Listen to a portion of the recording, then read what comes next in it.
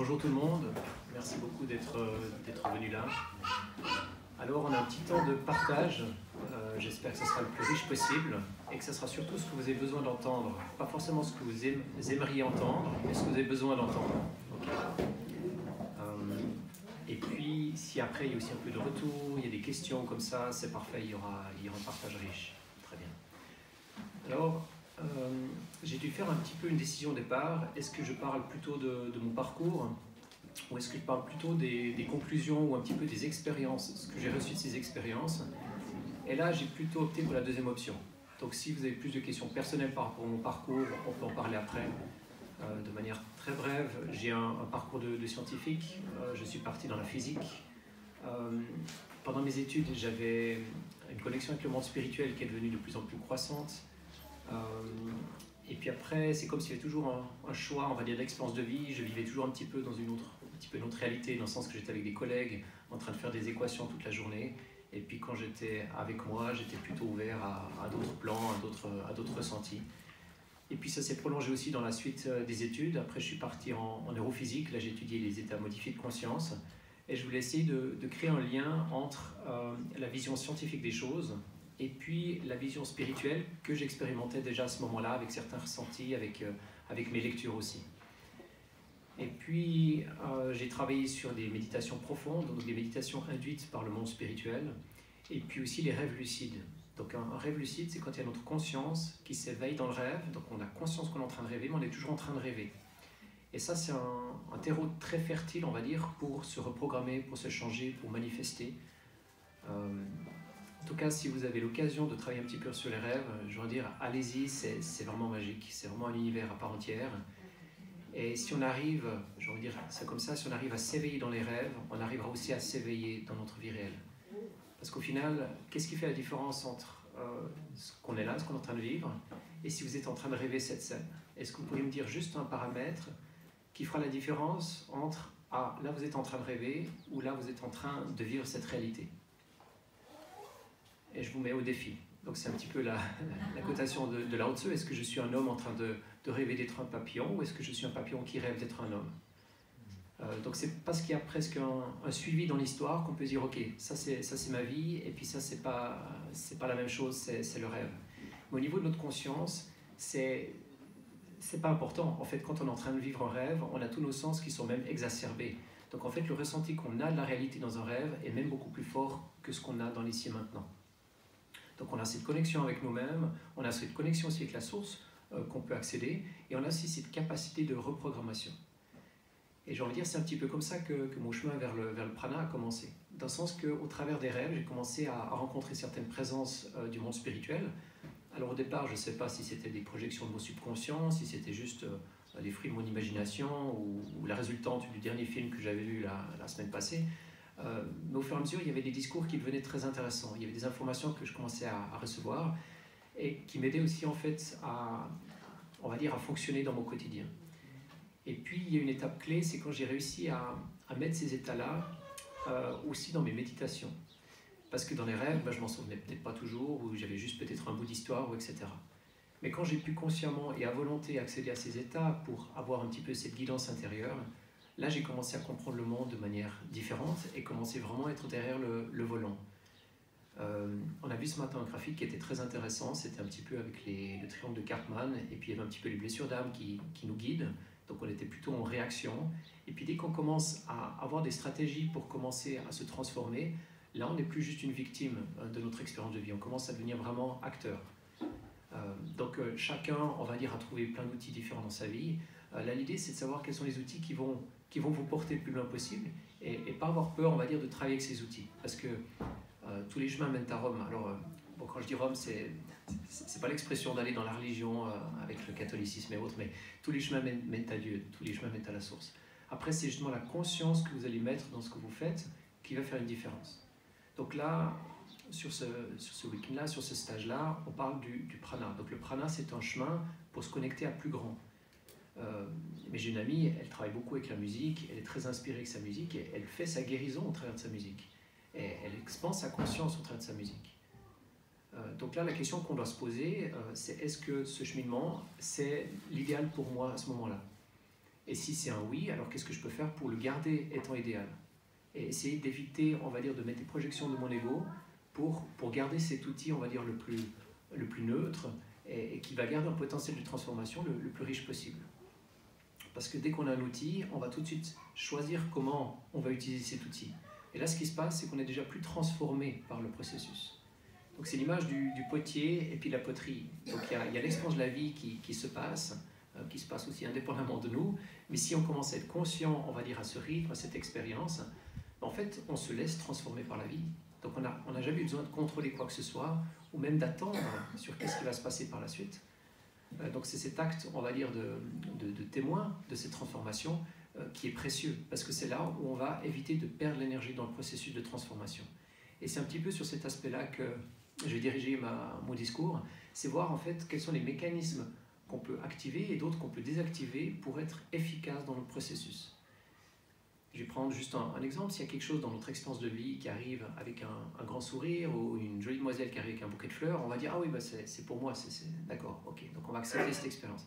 Mais si c'est le voisin d'à côté qui commence à râler, puis qui commence à devenir moqueur, ou etc., on va dire « Non, non, ça c'est pas mon expérience, lui c'est un con, et puis on le met de côté. » Mais en fait, c'est aussi un enseignement de l'univers. Donc quand on arrêtera de faire des filtres, puis qu'on réalisera que tout est opportunité de croissance, on va non seulement pas perdre l'énergie pour refuser l'enseignement qui arrive à ce moment-là, mais on va tout de suite utiliser cette énergie pour accepter l'enseignement qui est derrière. Donc ce que je suis en train de vous proposer, c'est de faire la différence entre le postier et la lettre. Donc l'univers va toujours vous donner plein de lettres. Et si le contenu de la lettre ne vous convient pas, il ne faut pas lâcher les chiens sur le postier. Là, l'idée, ce serait de prendre un instant et d'être efficace avec son énergie. C'est ok, maintenant je vais peut-être pas ouvrir tout d'un coup la lettre, je vais prendre peut-être un peu mon temps pour ouvrir la lettre, etc. Mais surtout ne pas fuir ce qui se passe. Parce que, comme j'ai dit avant, on n'est pas victime de notre vie, on n'est pas victime de notre processus de croissance. Et plus on arrivera à se responsabiliser, on va dire jusqu'au fin fond de notre subconscient, c'est-à-dire toutes nos manifestations dans l'ici et maintenant, on va commencer à être en collaboration avec aussi les parties qui ne sont pas conscientes à l'intérieur de nous. Et c'est là où il y a un processus qui commence à s'accélérer, en douceur, et puis en magnificence aussi, dans un autre plan.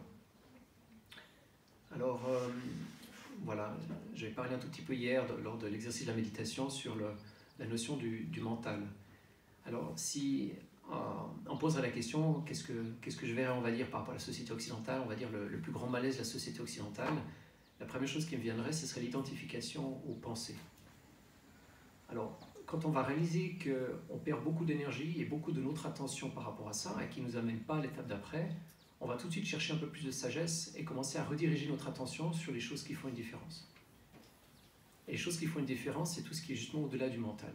Alors chaque fois que vous pourrez vous reconnecter dans votre corps émotionnel, vous reconnecter dans votre corps physique, vous serez déjà 2 pas en avance par rapport au discours de votre mental. Alors je ne dis pas de ne pas l'écouter, mais d'écouter les besoins de la pensée. Et c'est là que vous allez revenir sur l'émotionnel qui est derrière ou le corps physique.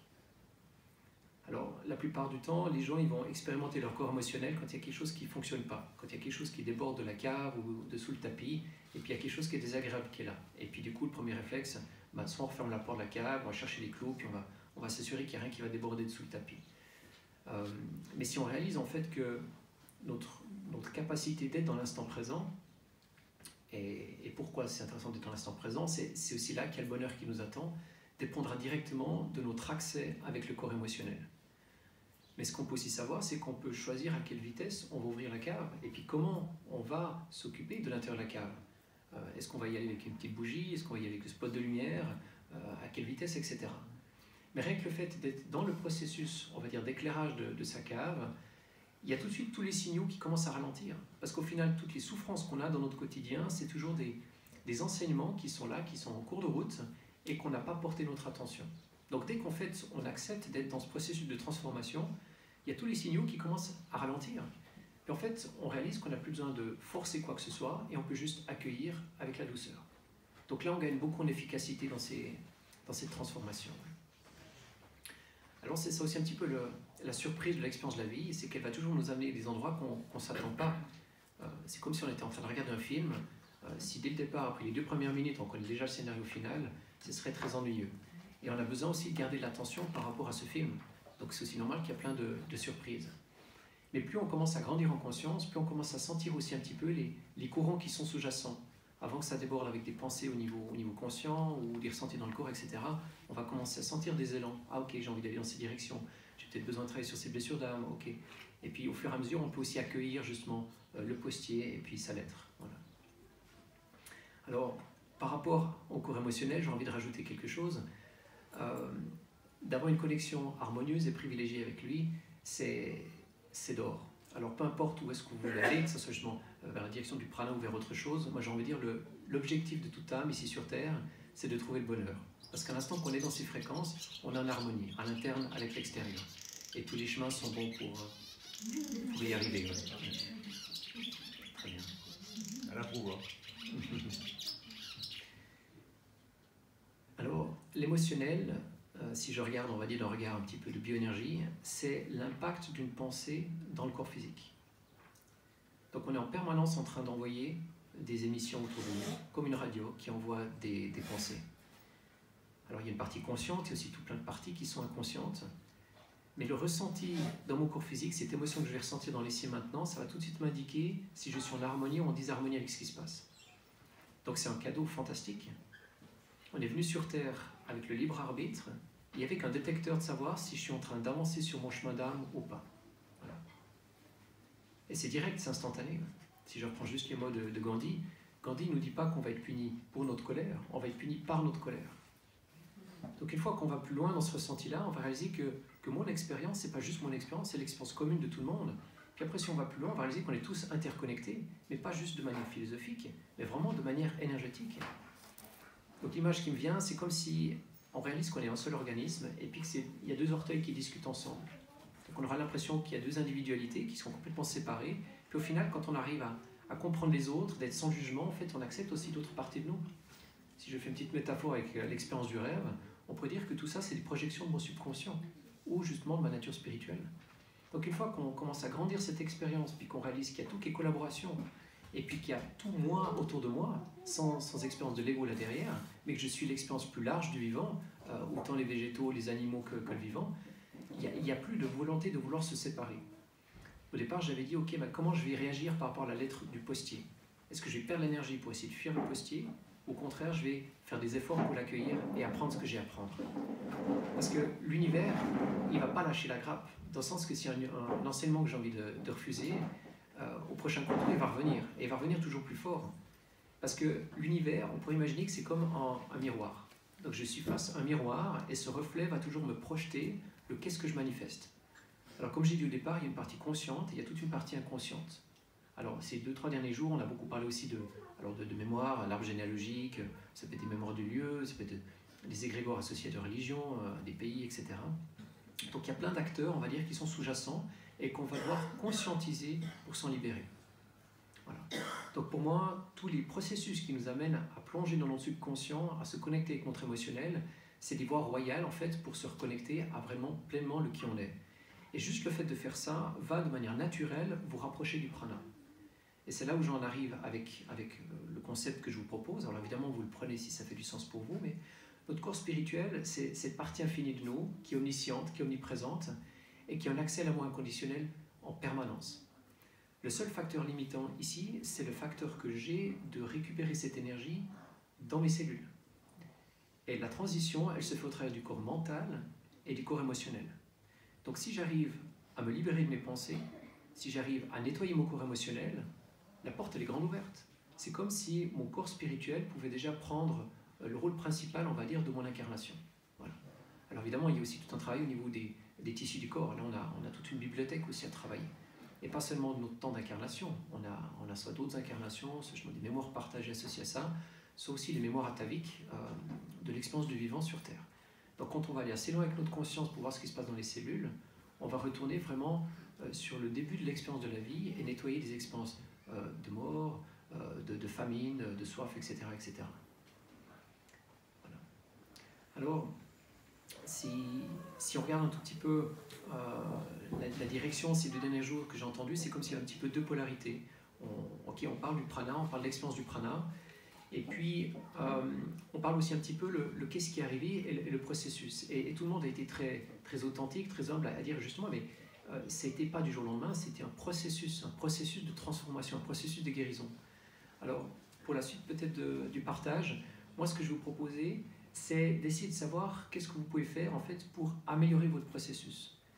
Parce qu'on a aussi pas mal parlé de nourriture. À un moment où je me suis dit, mais est-ce qu'on est dans un cours culinaire ou pas? Qu'est-ce qu'il en est? Alors, la nourriture, on va dire ça comme ça, j'ai fait une comparaison assez intense. Alors, on est d'accord qu'on peut aussi apprécier la nourriture, mais si on est là puis on parle de la nourriture comme étant un problème, c'est qu'il y a une notion d'addiction là derrière. Et puis, il y en a un qui a fait justement cette comparaison. Alors, j'ai utilisé la même comparaison puis aller plus loin. Pour 10 fumeurs, il y aura 10 causes différentes. Okay. Donc, ça veut dire qu'on a tous des traumas à l'intérieur de nous qui sont cachés au travers de l'alimentation, au travers de nos habitudes alimentaires, qu'on aura besoin à un moment ou l'autre de débusquer et de libérer. Et la guérison, elle se fait toujours au travers de l'amour inconditionnel. Et là, il y a aussi une information que j'ai trouvée importante dans mon parcours, c'est de réaliser qu'à aucun instant du processus, on a besoin du mental rationnel. Dans le sens que, ok, il y a un ressenti qui est là, où il y a une tension, il y a une friction. Le mental contrôlant, il va tout de suite chercher à mettre une étiquette. Et je peux déjà vous donner la réponse, ça sera à cause de cette personne, ça sera à cause de cette situation, etc. Donc en fait, quand on écoute le discours du mental, on arrive à une forme de déresponsabilisation. Et c'est là où en fait le processus il s'arrête dès le départ. En fait, c'est quand on se responsabilise de ce qui se passe que c'est là qu'on peut être proactif dans notre processus de transformation. Et puis, même si j'arrive avec suffisamment de sagesse à poser une étiquette sur une cristallisation à l'intérieur de moi, que ce soit une partie émotionnelle, une maladie dans le corps, une programmation limitante dans ma partie mentale, même si j'arrive à poser une étiquette avec sagesse, quand j'aurai trouvé la solution vibratoire, je serai désidentifié de ça. Donc quand j'aurai trouvé la solution vibratoire, j'aurai plus besoin de poser une étiquette dessus parce que ça ne me définira plus. Donc en fait, on réalise que même dans le processus de libération, et même après ou même avant, le mental ne sert pas à grand-chose. Alors c'est important d'avoir un rapport en harmonie avec le mental pour justement qu'on puisse laisser notre nature spirituelle travailler au travers de cette couche.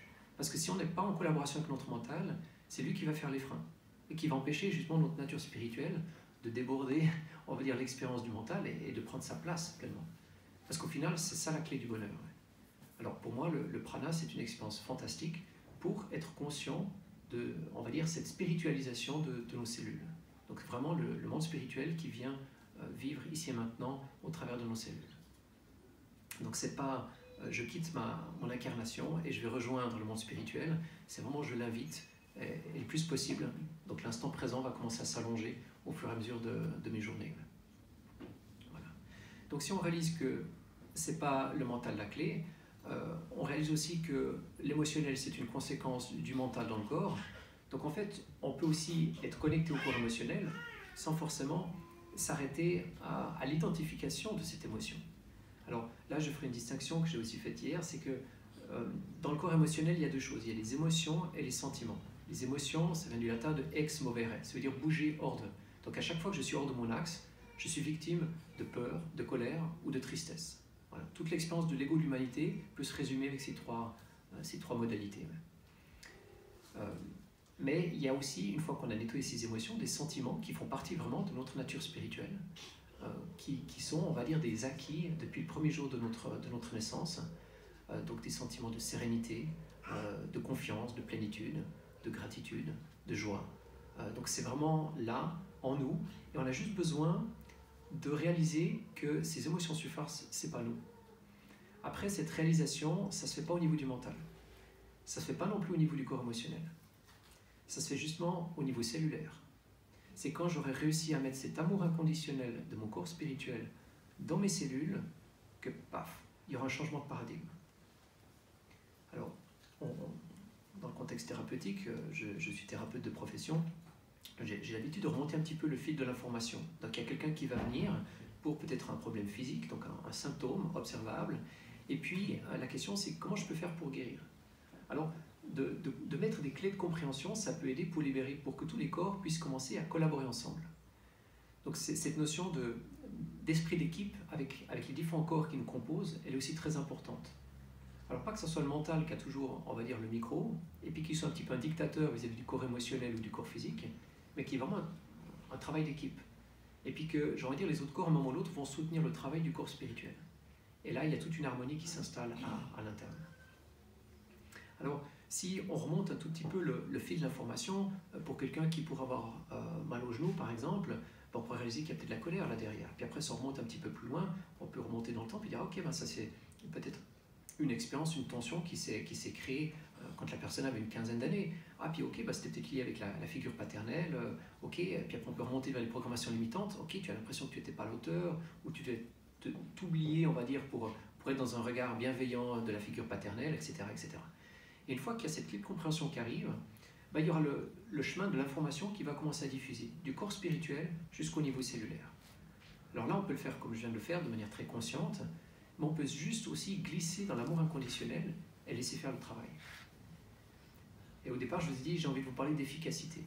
Et là, c'est le processus le plus efficace. À l'instant qu'on arrive à faire confiance dans cette énergie, à faire confiance que notre nature spirituelle a la solution, il y a tout qui on va dire, commence à se transformer avec douceur. La souffrance n'a jamais été nécessaire dans notre évolution spirituelle. Alors, il faut travailler dur pour réussir, il faut souffrir pour être beau. Enfin voilà, il y a plein de programmations dans notre collectif où à chaque fois on va devoir justifier la souffrance. Voilà. Alors là, je vous parle de douceur comme si c'était un acquis, c'est un apprentissage de tous les jours. Moi, dans mon expérience de vie, ça fait relativement peu de temps que j'ai pu me connecter, on va dire, avec cette fréquence. Mais une fois qu'on a pu toucher à la force de la douceur, on n'a plus envie de rentrer en résistance dans quoi que ce soit. Et là, je vais faire un petit parallèle avec l'expérience du prana. Quand j'ai commencé le processus, c'était avec Henri Montfort et Nicolas, c'était du côté de Cocoré en 2014. Là, il y avait beaucoup mon mental qui était, on va dire, en contrôle, et c'était vraiment le mental contre le corps physique. Et ça peut aller un certain temps, mais à un moment ou l'autre, si on veut des résultats sur le long terme, si on veut vraiment un état de bien-être qui s'installe, on n'a pas le choix. On est obligé de revenir en arrière, libérer ces cristallisations qu'on a manifestées avec cet abus de pouvoir, on va dire ça comme ça, et puis chercher l'harmonie. Et c'est la seule solution. Donc moi, ce que je vous proposerais, alors c'est peut-être un discours qui est peut-être un petit peu différent, en fait, ce qui fait du sens pour vous, c'est de laisser en fait votre corps physique vous amener à la prochaine étape. Parce que lui, c'est exactement quand est-ce qu'il peut aller à la prochaine étape. L'histoire, c'est de savoir, est-ce que vous avez vraiment une communication directe et en harmonie avec le corps physique, ou est-ce qu'il y a des biais de lecture, des attentes du mental, ou encore des traumas du corps émotionnel. Donc le gros du travail, ça sera s'assurer qu'il y a une communication directe avec vos cellules. Mais une fois que vous avez cette communication, vous pourrez vraiment échanger, ok, ben j'aimerais manifester ça, qu'est-ce que je peux faire pour t'aider, etc. Et là, il y a tout de suite un processus qui avance. Et là, on ne va non plus pas confondre, on va dire, l'outil et le but. C'est qu'il y aura de toute façon une libération, il y aura de toute façon un accès au bonheur qui va arriver par rapport à ça. Ça ne sera pas dissociable de cette expérience. Très bien. Voilà. Alors, de manière plus pratique, on va dire dans la matière, je n'ai pas l'habitude de donner des conseils, surtout si on ne les demande pas, mais là, je fais toujours une exception avec celle-là, c'est par rapport à la méditation. Alors, chacun va trouver son chemin de guérison de manière différente. Moi, je l'ai trouvé au travers de la méditation. En fait, j'ai rien trouvé de plus direct que ça. Alors, il y a beaucoup de pratiques de méditation, il y en a peut-être des milliers qui existent, et puis chacun va aussi entendre le mot méditation de manière différente. Alors, je vais peut-être essayer de mettre des petits insights, des petits inputs comme ça pour vous indiquer en fait qu'est-ce que moi j'entends par méditation et comment peut-être vous pouvez faire un lien entre ce que vous voulez vivre et qu'est-ce que vous pouvez attendre d'un certain outil qui va vous amener à l'étape d'après. Alors, pour moi, la méditation, déjà, c'est une expérience d'être au-delà de la pensée. Et puis, c'est une harmonisation interne. Alors, la méditation souvent que je propose, c'est en 3 fois 10 minutes. Les premières 10 minutes, ça sera juste une respiration au niveau du ventre. Donc c'est juste le fait d'être dans l'acceptation que j'ai un corps physique. Et quand on respire avec la partie abdominale, on n'a pas de tension qui est là. Et si on va un tout petit peu plus loin derrière la philosophie de la respiration, on va réaliser que la façon que je respire, c'est la façon que j'ai d'accepter l'expérience de vie. Donc elle est juste fondamentale. Donc une fois qu'on porte son attention ici dans le ventre, on commence à créer une collaboration avec le corps physique. Donc là, il y a tout de suite déjà de l'énergie qui commence à s'accumuler, il y a déjà de l'énergie guérison qui est activée, puis on n'a pas besoin d'avoir un processus conscient de tout ce qui se passe. Rien que le fait d'alimenter énergétiquement, il y aura déjà plein de libération. Et puis quand le corps physique est détendu, en général, ça va laisser aussi l'espace pour que le corps émotionnel se détende. Parce que si le corps physique est tendu, il y aura de toute façon des émotions qui seront là. Et on a vu aussi qu'il y aura de toute façon des pensées s'il y a des tensions dans le corps émotionnel. Donc commençons par la base de la pyramide, c'est-à-dire déposer en détente le corps physique. Et après 10 minutes, en général, on change de rythme. Il y a vraiment le corps qui a une respiration régulière. On est dans cette expérience d'abondance énergétique dans le ventre. Et deuxième étape, c'est de glisser dans le corps émotionnel. Alors là, l'idée, c'est de se focaliser sur des sentiments. Alors, le but de tout ça, c'est vraiment de se connecter à l'amour inconditionnel. Alors, ce n'est pas une expérience, on va dire, directe, instantanée, facile et autre. En tout cas, dans mon expérience de vie, c'était plutôt un processus où j'ai dû apprendre à m'aimer. Alors, j'ai envie de dire, si seulement à l'école primaire, on apprendrait à s'aimer, le monde serait déjà complètement différent. Donc, ça veut dire que c'est un approximatif qui va commencer à se rapprocher de cet objectif. Donc, peut-être pendant plusieurs semaines, j'ai travaillé sur un sentiment de sécurité. Puis après, je vais commencer à travailler, je ne sais pas, sur un sentiment de sérénité. Et je vais commencer à construire cette expérience. Construire cette expérience d'amour inconditionnel. Et même si je dis, ok, je dois apprendre à m'aimer très fort, il n'y a pas de notion d'égoïsme à ça. Parce qu'en fait, on va réaliser que dans ce soi, il y a tout le monde, il y a tout l'univers. Et que le facteur limitant pour aimer l'extérieur, ça sera toujours le facteur limitant de qu'est-ce que moi je peux amener à l'intérieur. Donc je ne vais pas pouvoir donner quelque chose à quelqu'un que je n'ai pas été capable de recevoir en amont. On peut faire la métaphore avec un cajot de pommes. Si mon cajot il est plein de belles pommes, ça sera un plaisir d'offrir ces pommes. Et les autres qui ont reçu ces pommes, ils vont aussi m'offrir en échange des bananes, des poires, etc. Par contre, si mon cajot, il n'y a que 2-3 pommes, puis elles sont toutes ratatinées, je vais commencer à me battre. Et puis j'ai commencé à vouloir envoler des pommes à l'extérieur. Voilà. Donc si tous les jours, j'arrive à créer une pratique pour remplir ce cajot de belles pommes, je suis libre de tout. Et je suis aussi libre, on va dire, de collaborer avec tout le reste. Et là, il y a une accélération. Je vais revenir par rapport à cette notion de collaboration avec le tout de manière plus large. Là, il y a vraiment une synergie qui est très très belle et on n'est plus acteur, on va dire, de notre propre vie. On est vraiment, il y a l'expérience qui se joue au travers de nous. Et là, c'est très agréable en fait. Il n'y a plus besoin de contrôler, il n'y a plus besoin de peur. On n'a plus besoin de justifier des émotions, on va dire le monde. Voilà. Donc si, peu importe la pratique que vous mettez en avant dans votre quotidien, mais d'être déjà dans cette expérience d'abondance quand vous commencez la journée, il y a tout qui va se transformer. Et cette pratique, c'est pas forcément de se lever à 4h du mat, d'être en position de lotus pendant 4 heures d'affilée. Ça peut être une dizaine de minutes, d'écouter un morceau de musique qui vous convient, d'aller marcher en nature quelques minutes, etc., etc. Mais c'est à vous de savoir en fait qu'est-ce qui vous amène cette fréquence vibratoire d'abondance. Et c'est ça qui est important. Parce que plus vous ferez ces dynamiques-là, plus vous vous rapprocherez facilement de votre expérience spirituelle. Voilà. On peut dire c'est tout simple, il suffirait d'éviter ce qui nous amène la souffrance et de faire plus ce qui nous amène la joie. Voilà. L'histoire, c'est qu'on est tellement conditionné avec notre mental, notre corps émotionnel, les souffrances de notre corps physique, c'est qu'on ne sait même plus, on va dire, qu'est-ce qui nous fait plaisir. Parce qu'on a pas mal parlé de nourriture cette semaine, mais ok, est-ce que j'ai envie de me faire plaisir avec un immense gâteau au chocolat maintenant, ou est-ce que je préfère avoir du plaisir d'avoir un corps en pleine forme sur le long terme? Donc qu'est-ce que c'est le plaisir? Est-ce que c'est d'aller, on va dire, dans l'ego, parce que je n'ai pas une vision plus large de ce qui se passe, ou est-ce que c'est d'être en résistance d'un processus et puis d'attendre un résultat plus large, ou est-ce que c'est peut-être le chemin du milieu et puis savoir s'il y a un compromis ou si je peux soigner quelque chose quelque part pour avancer dans une forme de libération.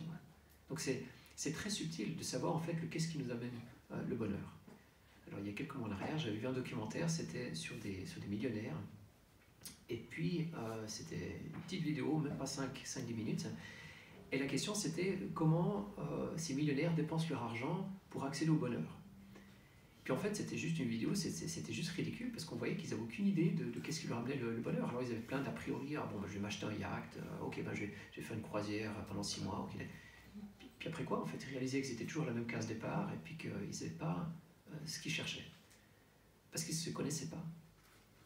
Alors pour moi, c'est le chemin pour tout. Le chemin de la guérison, le chemin du bonheur, c'est d'apprendre à se connaître. Et puis apprendre à se connaître... alors on peut y aller au travers des livres, on peut y aller au travers justement de discussions avec d'autres personnes, on peut y aller au travers de marches en nature. D'un moment ou l'autre, on va réaliser qu'il y a des chemins qui sont plus directs. Alors justement, l'écoute de son corps émotionnel, on a la partie rationnelle, mais on a aussi la partie intuitive. Dès qu'il y a la partie intuitive, il y a plus ces biais de lecture qui peuvent transformer l'information. Paf, on a l'information. Et on sait tout de suite si on est dans le juste ou pas, ou le qu'est-ce qui manque, ou le qu'est-ce que j'ai à comprendre dans cette situation-là. Donc à un moment ou l'autre, on commence à avoir ces communications de plus en plus directes avec le qui on est. Et ça ouvre de plus en plus de portes, de plus en plus de portes. Et ce qui est étonnant, c'est que même si on a l'impression qu'on avance de plus en plus, oui, il y a une question tout de suite, si on avance de plus en plus dans ce processus, c'est au travers de cet acte de présence qu'on commence à créer le plus de transformations, puis qu'on commence à faire le plus de choses. Et il n'y a pas d'épuisement dans ce faire-là. C'est une conséquence logique d'une expérience d'être, d'un alignement. Parce que si je travaille 8 heures par jour, un job qui ne me fait pas plaisir, je vais être épuisé le soir. Mais si je bosse toute la semaine avec quelque chose qui me motive et que je suis en train de faire un job hobby, ben je vais me ressourcer. Et je n'aurai pas besoin de me reposer de cette semaine. Oui, il y avait une question, volontiers. Vous manquez la troisième 10 minutes de ta méditation. Oui, très bien, oui, merci. Voilà. Oui, il n'y a pas de mystère. Troisième partie, c'est une fois qu'on a déposé donc, le corps physique et puis le corps émotionnel, il y a aussi le mental qui commence à ralentir fortement. Et là, c'est là que ça devient intéressant, c'est qu'il y a toute une autre expérience qui s'installe. C'est qu'il y a notre corps spirituel qui peut venir ici et maintenant dans notre corps. Et là, ce que je vous propose, c'est vraiment d'avoir aussi un processus conscient par rapport à cet éveil spirituel, de demander, ok, maintenant j'aimerais bien me connecter à la source, ok, j'aimerais bien me connecter à mon âme, me connecter, il y en a beaucoup qui ont parlé de canalisation, qui a été connecté avec des présences, etc. J'ai envie de dire, engager un discours conscient avec. Donc là, ce qui se passe, c'est que dans la troisième partie de 10 minutes, je me focalise dans la glande pinéale et je pose juste l'intention en fait, de me connecter à la source, au monde spirituel. Alors des fois, j'aurai des discussions avec des guides qui viendront, des fois, ça sera juste une expérience de bien-être avec la source, des fois, ça sera aussi autre chose, des enseignements où j'aurai besoin d'amener plus de guérison, etc. Mais il y a toute une autre expérience qui arrive. Et alors ça, c'est un a priori que j'ai, alors vous prenez si ça fait du sens pour vous ou pas, mais si on est là sur Terre, c'est qu'on a choisi de venir ici et qu'on a pris le parachute pour se guérir. Et puis, à un moment ou l'autre, on va réaliser qu'on n'a pas besoin d'être seul pour la guérison, qu'on peut vraiment demander de l'aide, et qui est mieux placé de nous aider que la source d'amour inconditionnel, il n'y a pas. Donc, à un moment ou l'autre, on va vouloir directement se connecter à la source. Alors, on peut passer par des intermédiaires, évidemment, c'est aussi comme ça qu'on a aussi besoin. Alors, nos guides spirituels sont là aussi pour nous amener tout un processus de transformation. Alors moi je travaille en tant que thérapeute aussi beaucoup avec les plantes sacrées, donc je travaille avec des cérémonies d'ayahuasca, donc on va aussi se connecter au monde végétal pour nous aider à accéder à d'autres fréquences, pour pouvoir se connecter plus directement avec la source. Alors si vous voulez, on peut faire un petit dessin, okay, il y a un petit personnage, il y a le moi ici avec mon persona, et puis il y a le soleil qui est au-dessus. Alors on est d'accord que le soleil, la distance avec le soleil, c'est une distance vibratoire, c'est pas une distance géographique, parce que la source elle est en nous. Mais des fois, on est plus identifié à notre ego qu'identifié à nos idéaux ou nos valeurs. Donc là, il y a quand même une distance. Et là, le monde spirituel, ou les guides, ou les anges gardiens, ou c'est égal comment vous les appelez, ils ne sont pas là pour faire un intermédiaire où je dois passer par eux pour me connecter à la source. Non, eux, ils vont nous aider à changer notre fréquence pour se rapprocher de la source. Dans le sens qu'on n'aura pas de taxes à payer et on n'aura pas de dépendance aussi. Ils vont nous aider à devenir indépendants. Parce qu'il y a aussi tout un discours où on dit ok, mais je dois aller vers le monde spirituel, mais ok, est-ce qu'il y a des maîtres là ou est-ce que... Et puis il y a tout de suite une idée de hiérarchie ou quoi que ce soit. Dès qu'on rentre dans l'énergie de la compassion avec le monde spirituel, on est tous des frères et sœurs. Et ils sont tous là pour nous aider à trouver la source en nous. Donc ils vont créer de l'indépendance. Voilà. Ils ne vont pas créer l'indépendance. Voilà. Donc c'est cette troisième partie de 10 minutes. On pourrait préciser que les 20 premières minutes, c'est la préparation pour être dans cet alignement qui est nécessaire pour l'accueil en fait, de sa spiritualité. Et puis, au bout d'un moment, vous allez réaliser que vous n'aurez plus besoin de ces 20 minutes. Ce sera juste peut-être les 2 premières minutes pour être dans cet alignement où il y aura tout de suite votre âme qui prendra vraiment pleinement les quartiers. Et là, il y aura tout ce qu'on veut avec. Là, on parle du prana, mais on pourrait dire que c'est une façon, on va dire, appliquée de l'énergie d'amour inconditionnel. Parce que cette énergie d'amour inconditionnel, c'est de l'information, c'est de la guérison, et c'est aussi tout ce que vous voulez. Là, je vous parlais avant de cette amie qui fait beaucoup de musique. Ben, elle utilise cet amour inconditionnel pour créer ses musiques, pour être dans la création. Voilà. Donc là, on parle juste d'une application de cette forme d'énergie infinie pour nourrir nos cellules. Et puis ça va devenir de manière logique aussi, parce que plus il y a cette expérience d'abondance, ben, plus elle va aller partout dans tous les recoins de qui on est.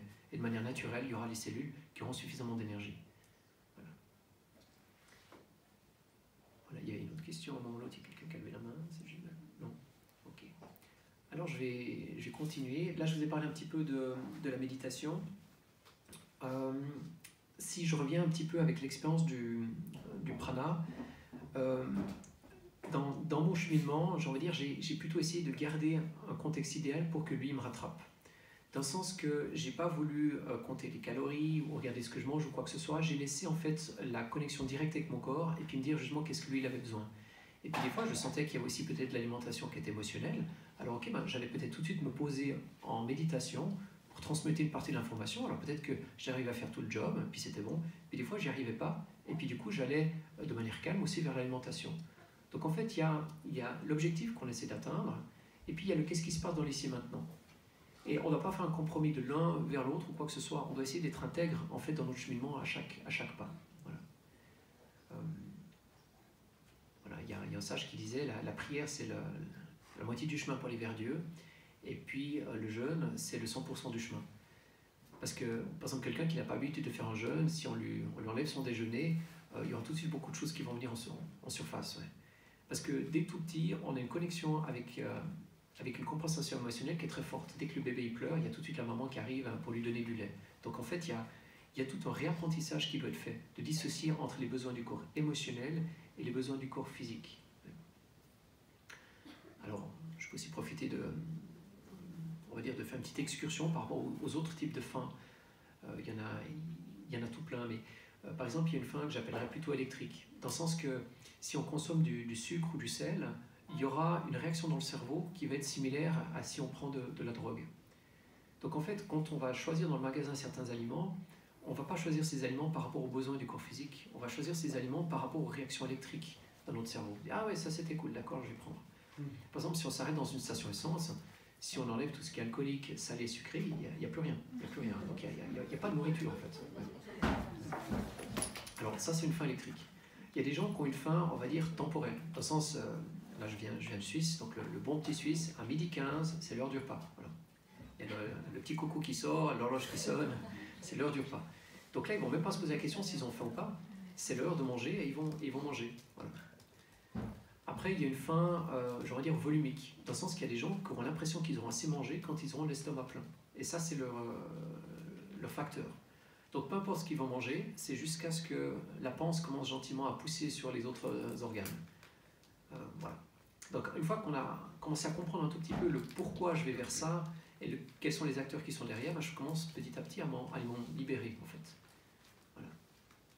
Alors, comme j'ai dit avant, il n'y a même pas besoin d'aller vers beaucoup de mental par rapport à tout ça. On peut juste y aller dans le ressenti et puis se poser en conscience par rapport à l'expérience qu'on vit.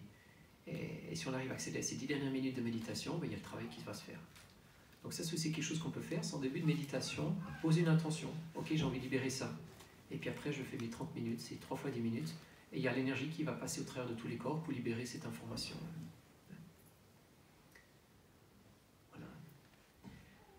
Voilà. Il y a aussi un axe de lecture que je vais vous poser aujourd'hui, c'est par rapport à l'expérience de l'ego. Alors j'en ai parlé un tout petit peu avec le courrier et puis le postier. Alors, on va peut-être d'abord définir qu'est-ce que c'est l'ego. Alors, pour moi, c'est pas ce qui va définir ma personnalité. Donc je fais la différence entre le persona, donc c'est un petit peu le costume que j'ai pris pour ce temps ici sur Terre, et puis l'ego que je définirais comme étant plutôt l'expérience de la séparation avec la source. Donc en fait, si on est là ici sur Terre, c'est qu'on est là aussi pour apprendre, pour grandir dans notre chemin spirituel. Et ça veut dire que de toute façon, il y aura une partie d'ego dans mon quotidien. Donc là, l'histoire, c'est de savoir que de toute façon, il y aura une partie d'ego qui sera là et qu'on n'arrivera jamais à un moment ou l'autre où on dit « Ok, maintenant je peux mettre les pieds sur la table, j'ai fini le job ». Parce qu'une fois qu'on aura fini un dossier, on ira dans l'autre dossier. Puis après, 2 mois après, on va revenir dans le premier dossier parce qu'on peut aller encore plus loin dans ce dossier-là, etc. Donc c'est un chemin continu. Donc à un moment ou l'autre, on doit juste réaliser que si j'ai envie d'être capable d'apprécier la vie, il ne faut pas que je sois que focalisé sur mon ego, sinon je ne vais pas y arriver. Alors il doit y avoir un chemin de libération, un chemin spirituel, parce que ça amène aussi énormément de joie de vivre, et il doit y avoir un accès au bonheur, sans être trop focalisé non plus sur les problèmes. Parce que ce n'est pas l'absence de problème qui amène la joie de vivre. Donc si j'enlève la tristesse chez moi, j'aurai juste une absence de tristesse, mais ce n'est pas ça la joie de vivre. Donc à un moment ou l'autre, on n'a peut-être plus envie d'aller dans la cave de la même façon, on a envie de se connecter à la solution. Et cette solution vibratoire va commencer à faire les transformations internes. Donc à un moment ou l'autre, il y a un paradigme qui change, il y a un shift de conscience, on a juste envie de se focaliser sur les transformations positives. Et le reste va juste devenir obsolète.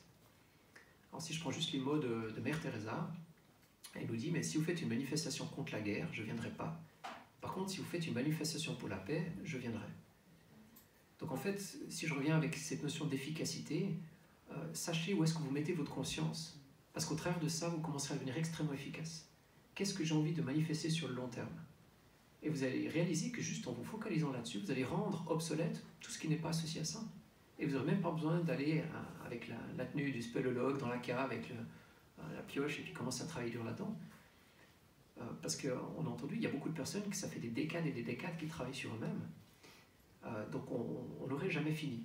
Mais l'histoire, c'est juste la modalité, le comment on peut le faire, qui peut nous permettre de rester en connexion avec la joie de vivre, tout en acceptant, on va dire, cette transformation. Parce que si on regarde un petit peu le comment on est construit, c'est comme si notre biologie, elle était de toute façon en inconfort quand il y a des situations nouvelles qui arrivent. Alors, si on regarde par rapport au trauma d'enfance, si l'adulte n'a pas réussi à libérer ça, en fait, il va vouloir reproduire ses traumas d'enfance. Donc même s'il était dans une situation, je ne sais pas, d'abus ou de violence, il va vouloir reproduire ces schémas-là parce que c'est les schémas qu'il connaît. Et c'est là où, entre guillemets, il y a la solution de sécurité. Donc la sécurité n'a rien à voir avec une notion de choses agréables, c'est est-ce que c'est connu ou pas. Donc c'est comme si notre corps physique va réagir avec des choses nouvelles, et puis aussi notre corps émotionnel. Donc il y a le cerveau avec ce qu'on appelle la réaction du fight or flight, donc le combattre ou fuir, avec le cerveau limbique. Et dès qu'il s'active, tout de suite, on ne peut plus réfléchir avec ce qui se passe, et puis on est déconnecté de nous-mêmes, et on est victime alors soit de peur, colère ou tristesse. Donc en fait, on va, au fur et à mesure de notre progression, de notre parcours de vie, apprendre à collaborer avec cette peur de l'inconnu, ou on va dire avec cet inconfort de l'inconnu.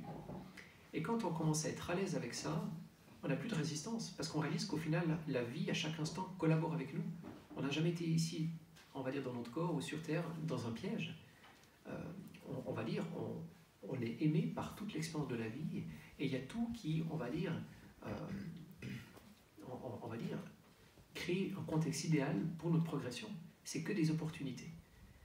Donc là, il n'y a pas de piège. On n'est pas dans une excuse d'insécurité dans notre expérience de vie.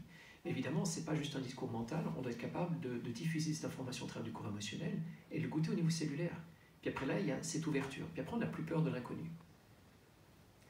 Parce que c'est comme si, ok, ça sonne à la porte, il y a le postier avec le courrier, et puis ça sonne, il y a tout de suite le stress. Donc je suis déjà en train d'être fâché contre le postier. Voilà. Donc l'expérience de l'ego, c'est un petit peu notre enseignant.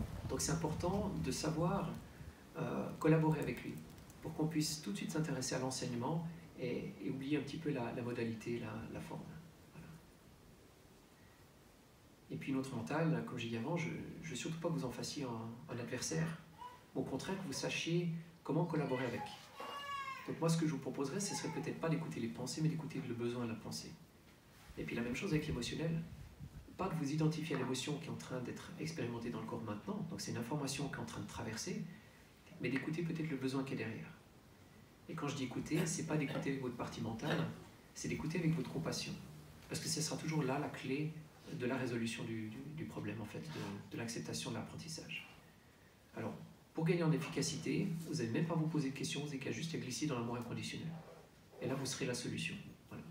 Et à un moment ou l'autre, il n'y aura même plus besoin d'attendre que l'univers vous envoie, on va dire, des contextes désagréables pour que vous vous sentiez obligé de passer à l'étape d'après. Vous serez juste dans l'acceptation de toutes ces transformations qui ont lieu. Et du coup, c'est là où il y a la douceur qui va s'installer. Parce qu'on n'aura plus besoin d'être coincé dans un cul-de-sac où toute notre vie, on a fui un enseignement. Voilà l'expérience de l'ego. Donc c'est celui qui pourrait nous faire souffrir, mais c'est aussi lui qui nous permet de nous connecter à notre spiritualité. Donc c'est comment on va appréhender cette réalité qui va définir vraiment l'accès qu'on aura au bonheur. Voilà, pas moins que ça. Très bien. Là, je voulais aussi peut-être déborder sur une thématique qui est pas souvent, on va dire, engagée, parce qu'il y a un gros tabou par rapport à ça. C'est par rapport à la sexualité. Alors, je vais prendre peut-être d'abord un autre détour par rapport à ça, puis après on verra le qu'est-ce qu'il en est par rapport à cette thématique. L'évolution spirituelle, pour moi, c'est quelque chose qui rime avec la liberté. Et je suis libre de quelque chose, c'est quand je suis indifférent. Alors, d'être indifférent, c'est que c'est pas connecté ni au désir, ni à la peur. Donc je suis en train d'avancer sur mon chemin, puis d'un coup, tac, il y a un objet ici. Alors cet objet, ça peut être une personne, ça peut être une substance, ça peut être une expérience, c'est égal. Et si c'est de la peur, ben évidemment, je vais me faire détourner de mon chemin, parce que je vais vouloir fuir cette expérience. Vous vous rappelez, on peut rien fuir. Donc là, c'est déjà une perte d'énergie. Et puis, du désir, ça veut dire que je suis dans l'expérience du manque dans l'instant présent. Il y a quelque chose qui est là, et je suis en train de goûter le manque. Je ne suis pas complet, et je vais chercher cette complétude à l'extérieur. Donc là aussi, il y a une identification de l'ego, et je vais quitter mon chemin. Voilà. Mais c'est quand j'aurai pu trouver la liberté, donc cette indifférence par rapport à ça, que je vais pouvoir continuer mon cheminement. Alors là, je ne suis surtout pas en train de vous parler d'équanimité ou d'être complètement indifférent à l'expérience de la vie, mais de ne plus être dirigé par les choses qui ne sont pas des élans de votre nature spirituelle. Parce qu'une expérience traumatique qui n'est pas réglée, dans mon enfance par exemple, va me coûter de l'énergie. Et ce manque d'énergie va vouloir être compensé d'une autre façon. Donc on pourrait dire que derrière chaque désir, il y a une peur. Et derrière chaque peur, il y a un trauma qui n'est pas guéri.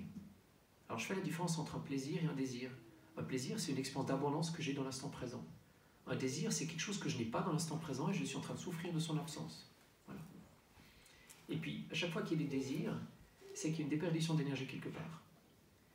Et on pourrait résumer l'expérience de l'ego avec de la peur. On pourrait dire que la colère et la tristesse sont les gardiens de la peur. Okay. Donc chaque émotion a une fonctionnalité aussi. Donc à un moment ou l'autre, il y a ma conscience qui va grandir, hein, comme un ballon qui grandit, puis à un moment, elle va toucher les bords de sa prison, et on va prendre conscience d'une programmation limitante, d'une situation qui n'est plus tolérable. Et ça, c'est la fonction de la colère. Alors évidemment, ce n'est pas efficace de l'utiliser contre quelqu'un ou contre une situation, mais c'est cette énergie supplémentaire qu'on peut la canaliser pour libérer ce schéma limitatif. Donc si on arrive à se positionner par rapport à ça, on ne va pas être détruit par ça. On va pouvoir se guérir, se libérer de la tension qui était retenue. C'est comme un élastique qui est tendu, puis à un moment ou l'autre, il se libère. Et la tristesse, c'est quoi? C'est le fait de revenir vers l'intérieur.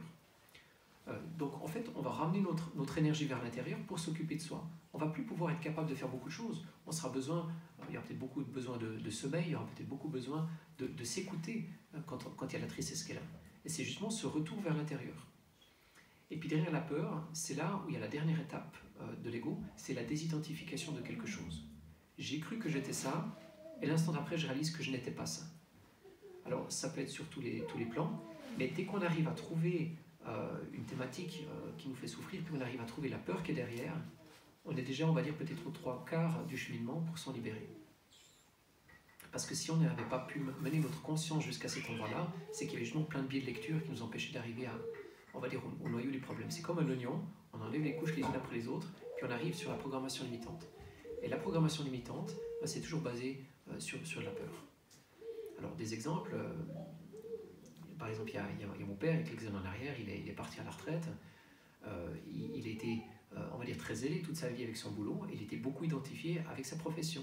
Et quand le jour la société lui a dit, écoutez, on n'a plus besoin de vous, vous pouvez partir à la retraite, là il y a un choc. Ok, mais qui je suis si je ne suis pas cette profession? Je ne sais pas, quelqu'un qui est très identifié avec sa voiture, et puis un petit embouteillage, sa voiture elle finit à la casse, qu'est-ce qui reste? Ok, si je suis une relation, puis que cette relation n'existe plus, ok, qu'est-ce qui reste à la fin? Donc, à un moment ou l'autre, on va réaliser que le cheminement spirituel, c'est juste une façon de se désidentifier les unes après les autres.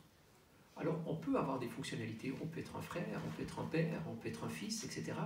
Mais ce n'est pas ça qui va nous identifier. C'est des rôles qu'on a, c'est des expériences qu'on a pour interagir avec l'univers. Donc, c'est complètement différent que de croire que c'est nous et de réaliser que c'est une opportunité pour nous de croire et de grandir et d'explorer, on va dire, une conscience plus large.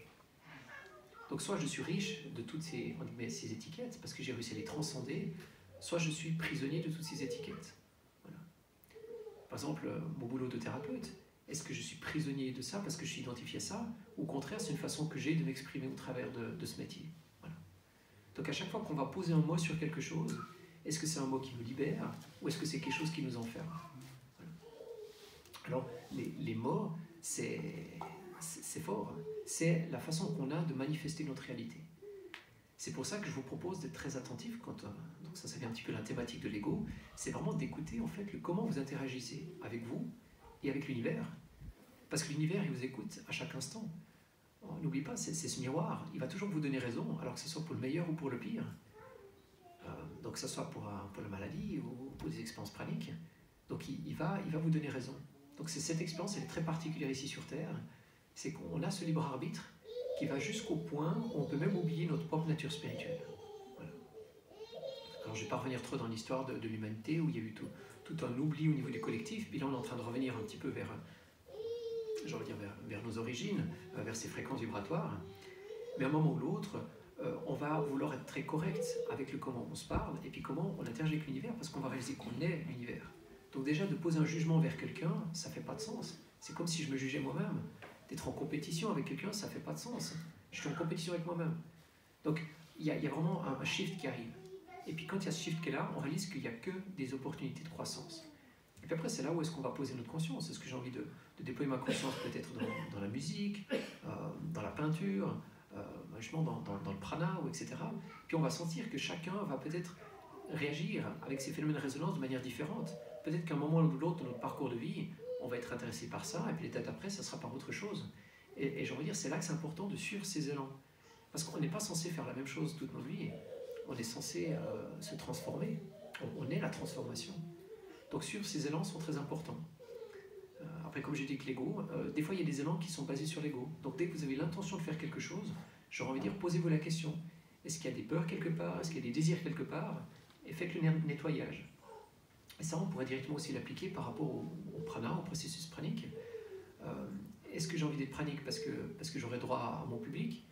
Est-ce que j'ai envie d'être pranique parce qu'au travers de ça, je serai spirituel? Ou quand je serai pranique, je serai heureux? Ou qu'est-ce qu'il en est? Donc c'est important de savoir que pour moi, c'est d'abord au travers d'une expérience d'abondance, d'amour inconditionnel, que le prana va s'installer. Donc ciblons peut-être ces fréquences. Très bien, collaboration. Ciblons, on va dire, dans ces directions-là, qu'après, soyons témoins en fait de qu'est-ce qui nous rattrape. Voilà. Oui, merci.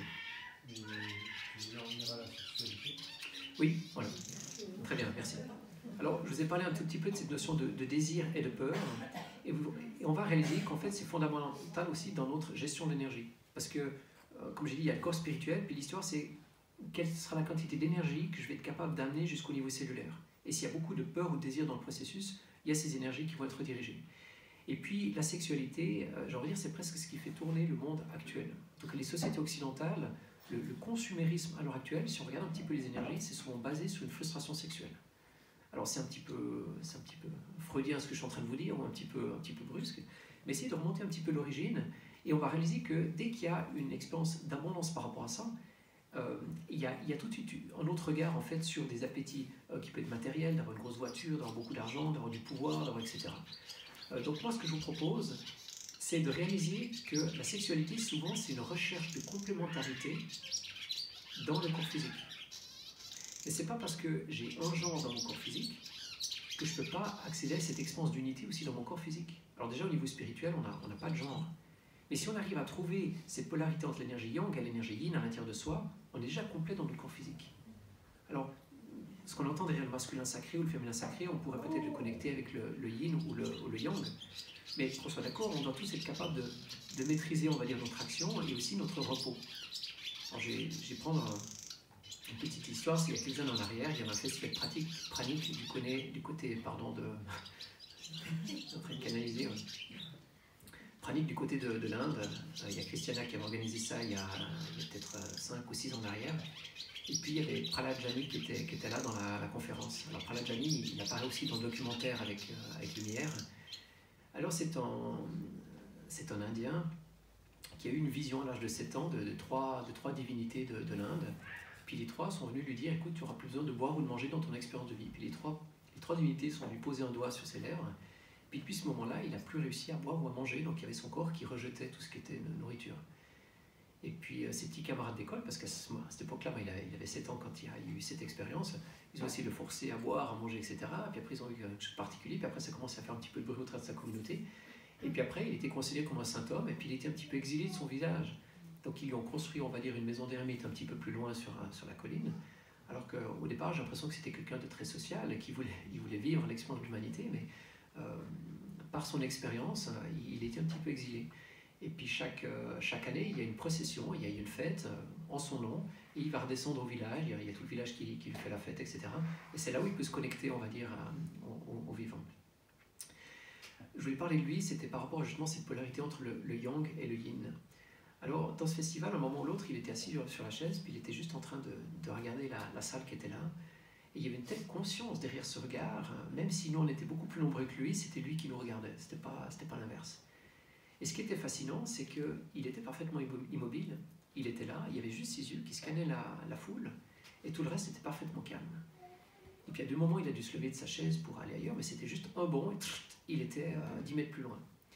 Et le traducteur nous expliquait un petit peu que quand il le ramène en fait vers sa maison, même si les gens qui l'accompagnent, qui ont 30 ans de moins, ils n'arrivent pas à le suivre. Donc ça, c'est vraiment quelqu'un qui a réussi à maîtriser, on va dire, le yin et le yang. Ce que j'entends par là, c'est que quand il se repose, il est complètement dans le repos. Parce que, qu'est-ce que ça veut dire le repos dans les sociétés occidentales? Ça veut dire souvent d'être perdu dans le mental, d'être sur un canapé en train de regarder un Netflix. Donc notre conscience, elle n'est pas chez nous, on est toujours dans l'action, parce qu'on n'arrive pas à être complètement dans le repos. Donc souvent, les gens, ils sont épuisés parce qu'ils ne savent pas comment se reposer. Et on n'est pas efficace dans l'action tant qu'on n'a pas eu du repos. Donc il faudrait que ces 2 phases soient complètement complémentaires, mais aussi complètement dissociées. Donc quand on arrivera à maîtriser le repos, on sera efficace dans l'action. Quand on sera efficace dans l'action, on sera aussi dans le repos. Parce que si on regarde, il y a beaucoup de parties de nous qui ont de la peine à être dans la même direction, le même alignement, quand on a envie de faire quelque chose. Parce que c'est toutes des parties qui sont fatiguées de nous, qui sont déjà, on va dire, avec l'élastique qui est tendu, etc. Donc à un moment ou l'autre, on va créer un peu plus d'espace et commencer à séparer ces 2 zones. Voilà. Puis à un moment ou l'autre, on va réaliser que cet état de conscience, on va dire intégré, d'être en permanence en connexion avec soi, c'est déjà une forme de repos. Et ça veut dire qu'on peut faire 8 heures de bûcheronnage, si on a conscience dans ce qu'on fait, on ne va pas être épuisé après tout ce travail. Voilà. Par contre, si je suis en train de faire mon boulot, mais que ma conscience, elle est à 15 endroits en même temps, là, ça va être extrêmement épuisant. Alors, dans tout ce que je vous ai raconté, moi, ce que je vous propose, c'est juste de retenir cette phrase-clé, c'est que l'énergie va là où vous portez votre attention. Donc, si vous portez votre attention sur les solutions, il n'y aura que des solutions devant vous. Si vous portez votre attention à l'extérieur sur des problèmes, ils vont s'amplifier. Voilà. Alors c'est tout un art, c'est toute une pratique d'arriver à garder notre attention chez soi. Par exemple, si je vous montre quelque chose, il y aura vos regards qui seront ici. Mais est-ce qu'au même instant vos regards qui sont ici, est-ce que vous avez une partie de votre conscience chez vous? Okay? Parce que si vous avez toute votre conscience qui est ici, pendant ce moment-là, vous êtes en train de perdre votre énergie. Voilà. Et puis vous ne pouvez pas être chez vous pour recevoir le message, parce que vous serez dans le message. Donc si vous voulez écouter le chant de l'oiseau, les arbres, ou qu'est-ce que l'univers est en train de vous parler, vous êtes obligé d'être chez vous. Vous ne pouvez pas être dans l'objet de votre observation. Alors évidemment, je ne veux pas être complètement fermé avec mes sens de l'extérieur, etc. Donc je dois peut-être aussi être ouvert, mais à un moment ou l'autre, il y a un accueil qui s'installe. Et c'est toujours, on va dire, cette dynamique d'abord d'introspection qui s'installe avant qu'il y ait l'ouverture vers l'extérieur. Voilà. Alors, pour revenir à nos moutons, si on peut dire ça comme ça. Alors, en parlant des moutons, je vais vous parler de l'expérience du Dr Coolidge, puis on verra le lien après avec la sexualité. Alors, Dr Coolidge, il voulait voir un petit peu le qu'est-ce qu'il en est par rapport à la nouveauté, à l'aspect de la nouveauté. Alors, dans son expérience, il mettait un mouton femelle dans un parc, puis il mettait le mouton mâle, puis il chronométrait combien de temps il fallait pour que le mâle fasse son histoire. Et puis, le lendemain, il mettait le même mâle, et puis il mettait à chaque fois un autre mouton femelle. Et puis, il réalisait que le temps était constant.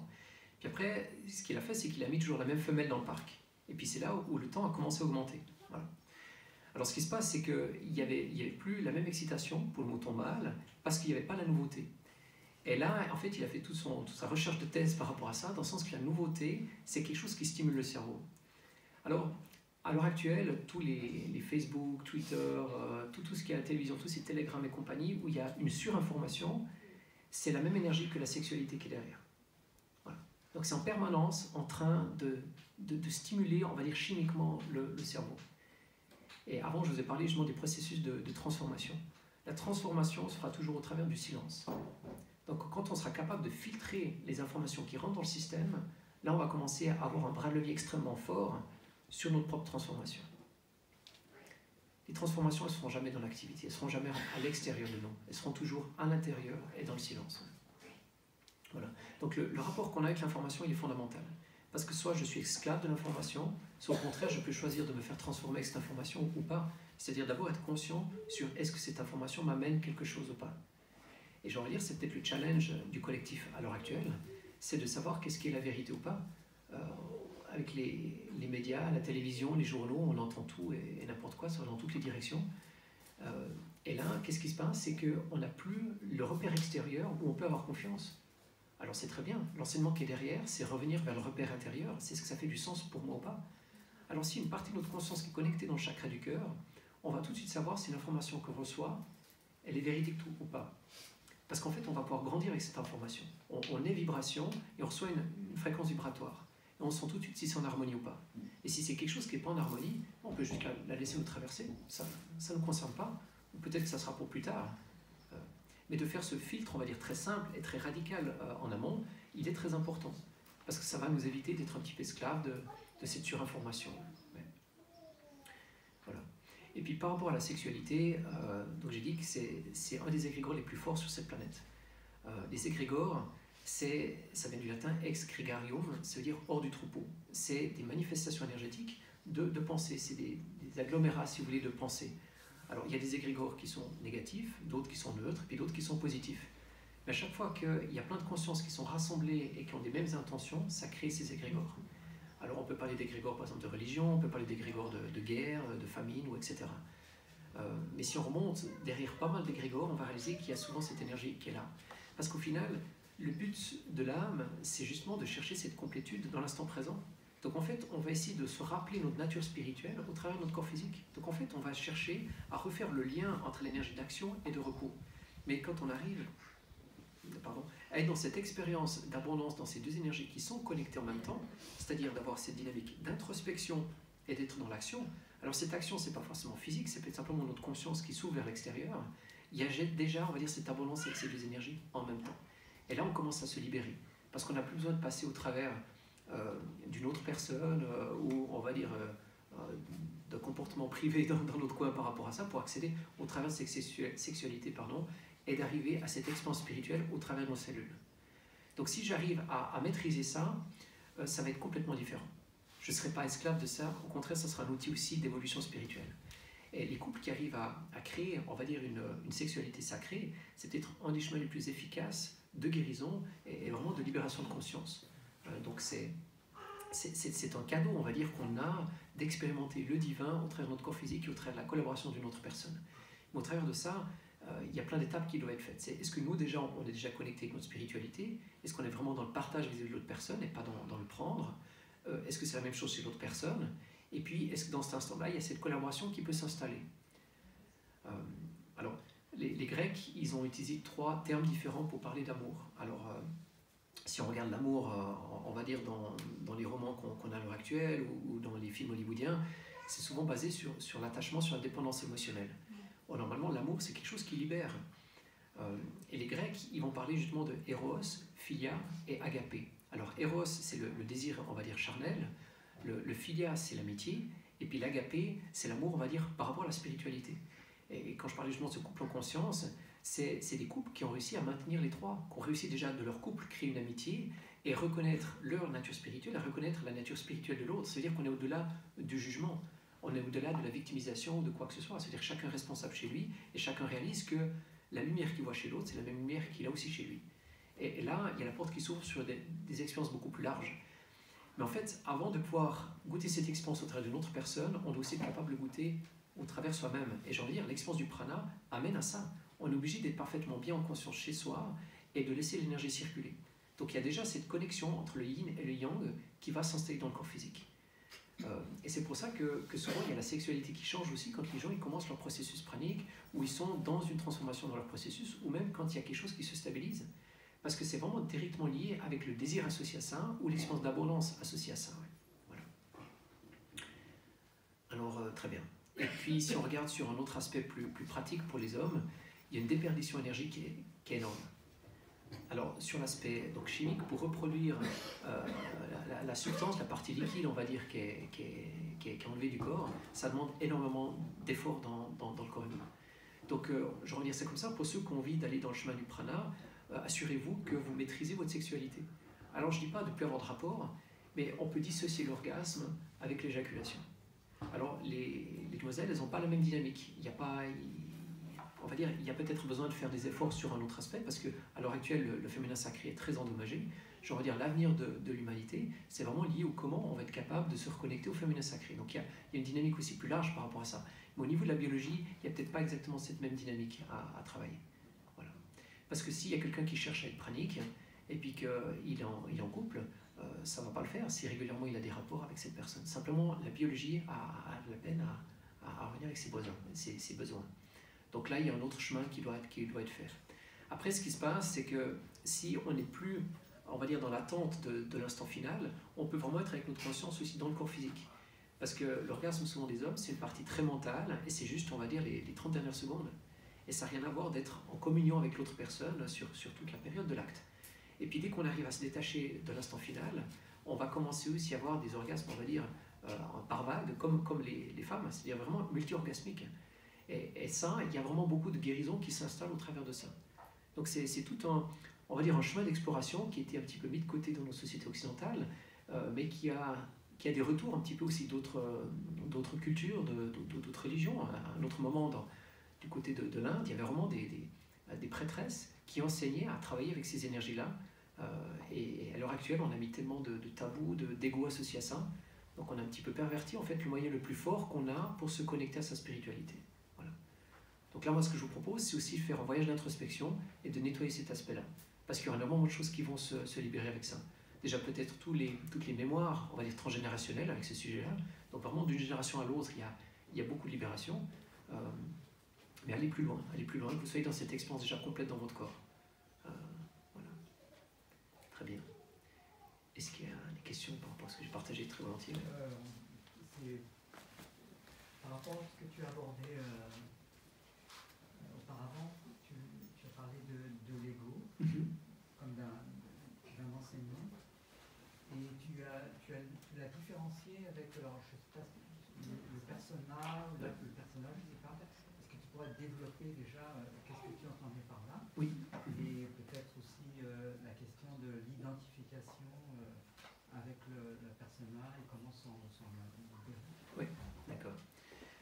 Alors, je vais prendre le chemin un petit peu de l'autre côté, on va dire ça comme ça, chemin inverse.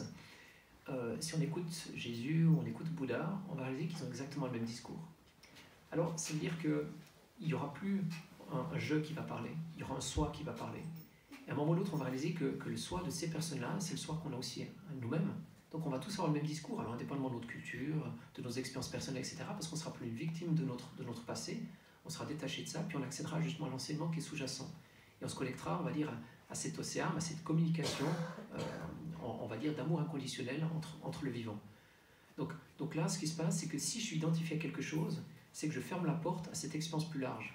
Donc c'est important que je réalise que j'ai un costume, que j'accepte ce costume, parce que c'est au travers de ce costume que je peux interagir dans cette expérience. Pour moi, le temps ici sur Terre, c'est comme une école. Donc j'ai l'occasion d'approfondir certaines thématiques. On peut parler après si c'est intéressant sur les blessures d'âme.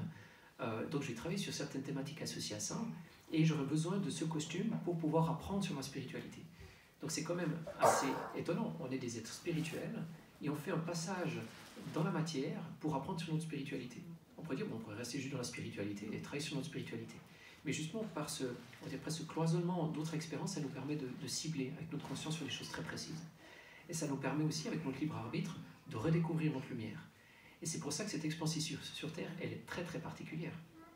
Parce que dans beaucoup, on va dire, de dimensions, ou d'autres planètes, ou dans d'autres expériences, il n'y a pas le libre arbitre jusqu'au point qu'on a sur la Terre, c'est-à-dire jusqu'à oublier qu'on est fait d'amour inconditionnel, et on n'a pas l'oubli de qui on est. Ces deux paramètres font cette expérience sur Terre extrêmement particulière au niveau spirituel. Donc quand les âmes ont choisi de venir ici, le recruteur, si on veut, vous êtes sûr de vouloir signer ça? Ça va être intense. Ça va être intense. Et ça veut dire qu'à un moment ou l'autre, on doit réaliser qu'on a un rôle, mais on n'est pas ce rôle. Donc c'est vraiment une pièce de théâtre, et coup, paf. Et puis tous ceux qui sont autour de nous, en fait, c'est aussi les acteurs qu'on a choisis dans notre pièce. Et puis on va aussi choisir le texte qu'ils ont vis-à-vis de nous. Donc en fait, on est vraiment en train de créer ce film à chaque instant, et on est non seulement le producteur, mais on est aussi l'acteur. Donc il y a un fantastique là derrière, c'est incroyable. On est en permanence en train de créer avec d'autres parties de soi. Voilà. Donc ça peut être de la magie, comme ça peut être des situations terribles. En fait, c'est ça, la puissance du libre arbitre. En fait, le plus gros cadeau que la source nous a donné, c'est justement ce libre arbitre. Ouais. Et cette expérience ici sur Terre, elle est vraiment observée par beaucoup d'autres, on va dire d'autres espèces ou d'autres plans d'existence, parce que c'est très particulier. C'est qu'au départ, la personne, elle ne savait plus qui elle était, et la question c'est est-ce qu'elle va retrouver le chemin de la source ou pas. Donc ce qu'on est en train de faire a un impact au niveau vibratoire, on va dire beaucoup plus large que juste le bord de notre atmosphère terrestre. Et c'est pour ça que, on va dire, on a l'impression qu'on est tous des humains. Bon là, je déborde un petit peu avec l'expérience du prana, mais si on monte un tout petit peu, mais on vient d'un passé stellaire complètement différent. Il y a des gens qui vont venir de Sirius, d'autres d'Arcturus, d'autres qui vont venir de plans qui n'ont jamais été, on va dire, sous forme matérielle, d'autres qui ont expérimenté peut-être sous forme végétale, et aussi sur d'autres plans d'existence. Donc en fait, on a l'illusion qu'on est tous humains, mais l'histoire, elle est beaucoup plus large que ça. Donc si on arrive à trouver un consensus de collaboration ici sur Terre, c'est que c'est une expérience universelle, c'est vraiment une expérience au-delà de toutes les dimensions. Donc en fait, le rapport que j'ai avec ce personnage, ça doit être une occasion de croissance et pas un facteur limitant. Parce que si par exemple, je prenais l'exemple du thérapeute, les premières années, j'ai l'impression que j'étais responsable de la guérison des autres personnes. Donc déjà, j'ai dû réaliser que c'est déjà pas moi qui guéris les autres, et que je suis plutôt témoin de la guérison des autres. Alors là, il y a mon ego qui a pris un coup, et puis après, j'ai dit, ok, mais alors qu'est-ce que je peux faire pour laisser plus de place à ce processus d'avoir lieu? Puis là, j'ai commencé de moins en moins d'être thérapeute, dans le sens que j'étais aussi de moins en moins fatigué après mes séances, j'étais de moins en moins souci vis-à-vis de mes patients, puis maintenant, je les appelle plus du tout des patients, parce qu'au-delà de ça, on réalise que c'est toujours deux âmes qui collaborent ensemble dans l'amour inconditionnel. Donc il n'y a jamais eu, on va dire, de guérisseur et puis de patient. Ça a toujours été deux âmes qui cherchaient. Et je vais même aller plus loin. Si je sais que je suis en train de manifester l'autre personne, je vais aussi manifester les problèmes de l'autre personne. Donc en fait, je vais tout prendre de manière personnelle, donc ça c'est pas lié avec les accords Toltec, hein, mais lié avec ma spiritualité. Dans le sens que je vais dire, ok, ben, il y a une partie de moi qui est responsable de ça, qu'est-ce que je peux faire dans l'ici et maintenant? Alors, la différence entre le sauveur et le guérisseur, c'est que le sauveur, il va essayer de transformer l'extérieur. Puis le guérisseur, il sait qu'il ne va pas pouvoir transformer l'autre, mais il va pouvoir se transformer. Donc si j'arrive à nettoyer la partie de moi qui a manifesté la souffrance chez l'autre, je vais pouvoir, avec ma compassion, proposer cette solution vibratoire. Et l'autre personne, au même instant, va se guérir. Voilà. Parce que je suis l'autre personne. Donc c'est toujours au travers de soi qu'il y a cette transformation. Mais là, c'est vraiment, le persona est un trampoline pour se connecter aux autres.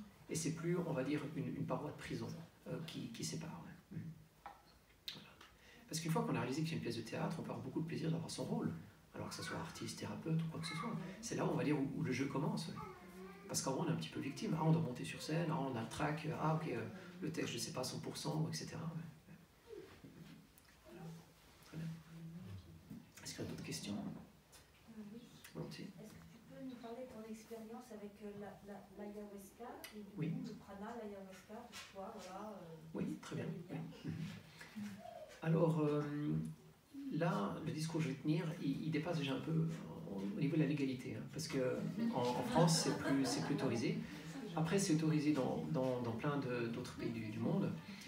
Et puis, j'ai lu récemment un article, c'était par rapport aux origines de l'ayahuasca. Ils ont découvert des poteries qui ont plus de 16 000 ans, avec des traces d'ayahuasca dans la céramique. Donc, si vous imaginez un peuple qui vit en pleine forêt amazonienne, elle ne va pas garder des habitudes ou des traditions qui ne servent pas de manière très essentielle, on va dire, à la tribu d'une génération à l'autre. Donc s'ils ont gardé ça de manière systématique, alors qu'ils sont souvent dans un mode de survie, c'est que c'était juste fondamental. Voilà. Et puis, moi, je peux te parler peut-être aussi de mes expériences avec ça, et puis peut-être comment je l'utilise maintenant. Alors, la première fois que j'ai expérimenté ça, d'abord, il y avait un état de grâce qui s'est installé. Alors, si on regarde comment ça se passe au niveau chimique, il y aura la combinaison d'un DMT et d'un IMAO. Alors, le DMT, c'est du diméthyltryptamine, c'est une molécule qui est sécrétée de manière naturelle par la glande pinéale quand on rêve. Alors, quand on fait des dark rooms, il y a aussi le cerveau qui va dégager plus de DMT. Donc, il y a la mélatonine qui se transforme en DMT. Et la DMT, c'est celle qui est responsable de la clairvision. Donc, à chaque fois, on a souvent associé dans les traditions d'avoir des clairvisions, c'est l'éveil spirituel, etc. Alors, c'est pas forcément lié avec ça, on peut avoir d'autres sens qui s'ouvrent, le kinesthésique, le clair-savoir, la clairaudition, etc. Mais associé au DMT, il y a beaucoup plus que ça, il y a aussi vraiment la connexion avec le divin. Et aussi la connexion évidemment avec tout ce qui ne fonctionne pas dans notre subconscient, dans notre cave. Donc dès qu'on est, on va dire, sous DMT, on a un rapport, on a un alignement avec qui on est qui est fantastique, en fait, qui est très direct. Alors sous ayahuasca, on va pouvoir commencer à discuter avec des parties de notre subconscient. On peut aussi commencer à parler avec la source, on peut parler avec le tout beaucoup plus large, parce qu'on ne sera plus justement limité par rapport à notre costume. Donc on accède vraiment à cette conscience étendue. Après, ça c'est ce qui est recherché. Après, l'étape d'avant, c'est que c'est souvent un processus aussi de libération. Donc la plante, c'est pas une plante guérisseuse, c'est plutôt une plante enseignante, dans le sens qu'elle va nous montrer exactement là où il y a les problèmes. Alors, c'est assez fort parce qu'on a une sensibilité exacerbée, on va dire sous ayahuasca, on va tout ressentir beaucoup plus fort. Et souvent, il y a aussi les sens qui vont commencer à se mélanger. On peut parler de synesthésie. Donc on va voir la musique, on va entendre la circulation sanguine, ou bien il y aura d'autres réactions qui va se produire. Et au travers de cette sensibilité, on va avoir un accès direct avec les blocages en fait, de notre conscience. Alors c'est pas toujours facile parce qu'on est lancé dans la cave, puis du coup, tac, il y en a un qui appuie sur l'interrupteur, puis on voit en grand, on va lire tout ce qui se passe dans la cave. Mais si c'est justement accompagné dans un contexte thérapeutique, le chaman il fait aussi son job correctement, il va permettre de maintenir ce taux vibratoire avec la connexion avec la source. Et ça veut dire qu'on va être capable de voir, on va dire, nos parties blessées, mais avec beaucoup de compassion. Et c'est là où il y aura une transformation qui va avoir lieu. Parce que ce n'est pas suffisant de voir nos problèmes, il faut être capable d'aller au-delà de nos problèmes, de voir le qui on est sans l'identification qui est derrière. Et c'est là où il faut une connexion avec la source qui est importante. Et là, il y a la partie de l'Imao qui a aussi son rôle. Alors, l'Imao, c'est un inhibiteur monoamine oxydase qui va permettre aussi de créer une cérémonie qui est aussi beaucoup plus longue. Donc, une cérémonie d'ayahuasca, c'est par exemple 4 heures, 5 heures. S'il n'y avait pas de l'Imao, ça durerait peut-être une demi-heure. Alors, concrètement, qu'est-ce que ça va faire au niveau du cerveau? C'est que ça va inhiber certaines chimies qui vont permettre une communication, on va dire, électrique dans le cerveau de manière plus efficace. On a un neurone, puis au bout du neurone, la dendrite va communiquer avec un autre neurone en éjectant un courant électrique. C'est ce qu'on appelle faire feu. En tout cas, en neurosciences, on appelle ça faire feu. Et puis, ce qui se passe, c'est que l'instant d'après, il y a de la chimie qui va bloquer en fait le neurone qui va envoyer le courant électrique, pour pas que l'instant d'après, il y ait nouveau courant électrique qui arrive. Parce que si ça a lieu, ça peut créer, on va dire, comme une avalanche. Et cette avalanche, c'est ce qu'on appelle une épilepsie, une crise d'épilepsie. C'est tout le cerveau qui part en effet boule de neige avec un courant électrique. Alors, l'idée de la plante, c'est pas de créer une épilepsie, qu'on est d'accord, mais c'est d'assouplir un tout petit peu ses résistances pour que le cerveau puisse profiter électriquement de manière complètement différente. Donc souvent, on va voir le problème de manière complètement différente, parce que justement, on aura notre récepteur qui va fonctionner de manière différente. Et c'est un petit peu comme l'acupuncture, on va peut-être bloquer certains endroits pour stimuler d'autres zones.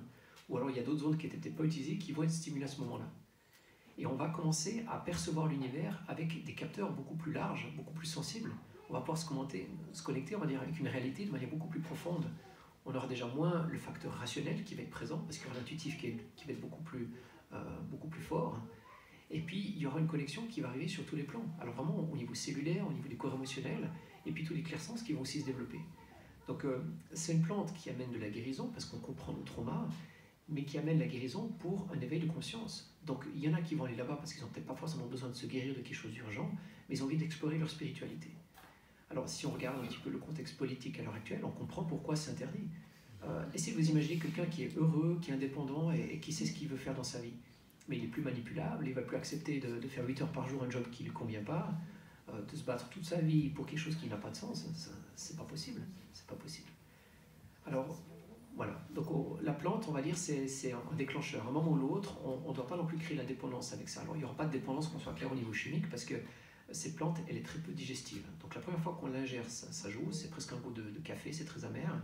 Mais déjà, si on reprend une dose 2 heures après, ça va être terrible, on va faire une grimace. Donc il y a le corps qui va savoir que c'est pas digeste, il va pas vouloir reprendre ça.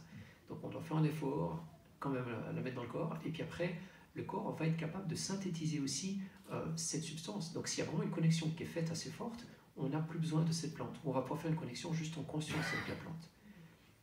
Alors petite anecdote avec ça, j'avais lu une étude où il y a des gens qui avaient étudié un petit peu l'effet de l'éthanol, alors c'était chez les jeunes, et puis un petit peu l'effet aussi on appelle ça comment, l'effet placebo. Alors ce qu'ils avaient proposé, c'est dans une soirée, ils ont dit écoutez, on peut vous offrir les bières pour la soirée, vous buvez autant que vous voulez, vous devez juste retenir la quantité de bière que vous avez bu, et à la fin on va vous proposer un questionnaire. Et à la fin du questionnaire, ils ont remarqué qu'il y avait le niveau d'ébriété qui était directement lié avec la quantité de bière. Or ce que les jeunes ne savaient pas, c'est qu'il n'y avait pas d'alcool dans ces bières en fait. Voilà. Et puis ils ont été très surpris, c'est quand ils ont fait des prises de sang, ils ont réalisé que les jeunes avaient de l'éthanol dans le sang. Donc notre corps est vraiment une machine fantastique. Et une fois qu'on a pu se connecter avec une certaine substance, on va être capable de la produire. Alors c'est la même chose aussi au niveau de ces plantes. Une fois qu'on a pu faire une expérience de compassion avec ce qu'on appelle des plantes enseignantes ou ces plantes médecine, on va être capable en fait de cheminer spirituellement avec elles. Voilà. Donc ça vient ce qu'on appelle des esprits alliés. Et puis dans le contexte thérapeutique, il y a aussi beaucoup de plantes qui apparaissent de plus en plus aussi en séance. J'ai fait pas mal de diètes du côté de la forêt amazonienne. Il y a des réserves de Shipibo là-bas. Ils travaillent vraiment avec certaines plantes qui vont amener des propriétés curatives. Et une fois qu'on a pu se connecter avec la fréquence vibratoire de ces plantes, ça devient aussi vraiment des alliés dans le contexte thérapeutique. Voilà. Alors là, ça c'est une grille lecture qui est assez particulière, mais l'ayahuasca, ça ouvre sur d'autres plans. On va réaliser qu'on n'est pas juste des humains, on est juste l'expérience du vivant de manière plus large. Et j'ai envie de dire, c'est aussi une des portes d'accès royales au chamanisme. Alors j'ai entendu 2-3 fois le mot chamanisme entre aujourd'hui et puis hier. Alors pour moi, le chamanisme, c'est pas quelque chose qui est bloqué dans une culture ou un endroit géographique, c'est plutôt des techniques qu'on a pour se connecter au monde spirituel. Alors on va se connecter au monde spirituel, puis on va y récupérer de l'information ou justement de l'énergie guérison. Donc c'est vraiment une collaboration. C'est une technique de collaboration avec une dimension plus large. Et puis ceux qui voulaient apprendre le chamanisme, ils allaient justement vers un ayahuasqueros pour apprendre avec la plante. Donc ce n'était pas le chaman qui allait lui enseigner, il lui montrait juste comment préparer la plante, et c'est au travers de ces cérémonies qu'il allait apprendre sur son âme, à apprendre, alors déjà nettoyer son ego, puis après étendre sa conscience vers plus large. Les Celtes, ils ont fait la même chose avec la Manitou-Mouche. Alors, à un moment, je vous ai fait le lien comme quoi il y avait un danger avec l'ayahuasca, parce que justement quelqu'un qui se libère, etc., c'est pour ça que c'était interdit. Par exemple, la Manitou-Mouche, déjà juste le mot, Manitou-Mouche. Donc, les 100 dernières années, il n'y a personne qui est mort de la Manitou-Mouche. Donc, il y a un mythe comme quoi c'est un champignon qui est mortel, etc. Alors, il y en a un qui essaie de vouloir passer de l'autre côté avec ça. Alors, il a mangé 20 champignons d'un coup, il a fait une grosse indigestion. Alors, il y a des dégâts qui peuvent avoir lieu avec le foie, les reins, etc. Mais il y a un mythe associé à ça, qui n'a rien à voir. Donc, c'était l'outil, en fait, des chamans celtes à une autre époque en Europe pour étendre leur conscience. Après, j'ai envie de dire, le but de la spiritualité, c'est d'être le plus en plus indépendant possible. Donc, une fois que vous avez fait peut-être une de ces cérémonies, essayez d'amener ces mêmes dynamiques énergétiques dans vos méditations. C'est vraiment un processus de libération. Ouais. Voilà. Autre petite anecdote, oui, c'est pour la question. Le Père Noël. Le Père Noël, il est habillé de rouge et de blanc. Et le Père Noël, en fait, ça représentait aussi l'homme hiver. C'était celui qui amenait les cadeaux. Et puis dans toute l'Europe, quand il y avait les hivers qui étaient assez froids, il amenait les cadeaux par la cheminée. Et ces cadeaux, c'était justement les Manitou-Mouches. Et c'était des chamans. Et il montrait avec quel esprit allié il travaillait. Donc il avait son habit, on va dire, d'Amanitou-Mouche, c'est-à-dire rouge et blanc. Et puis quand on disait, mais il voyage, ou bien il vole avec son traîneau, c'était la notion de voyage, justement de voyage de conscience. Ouais.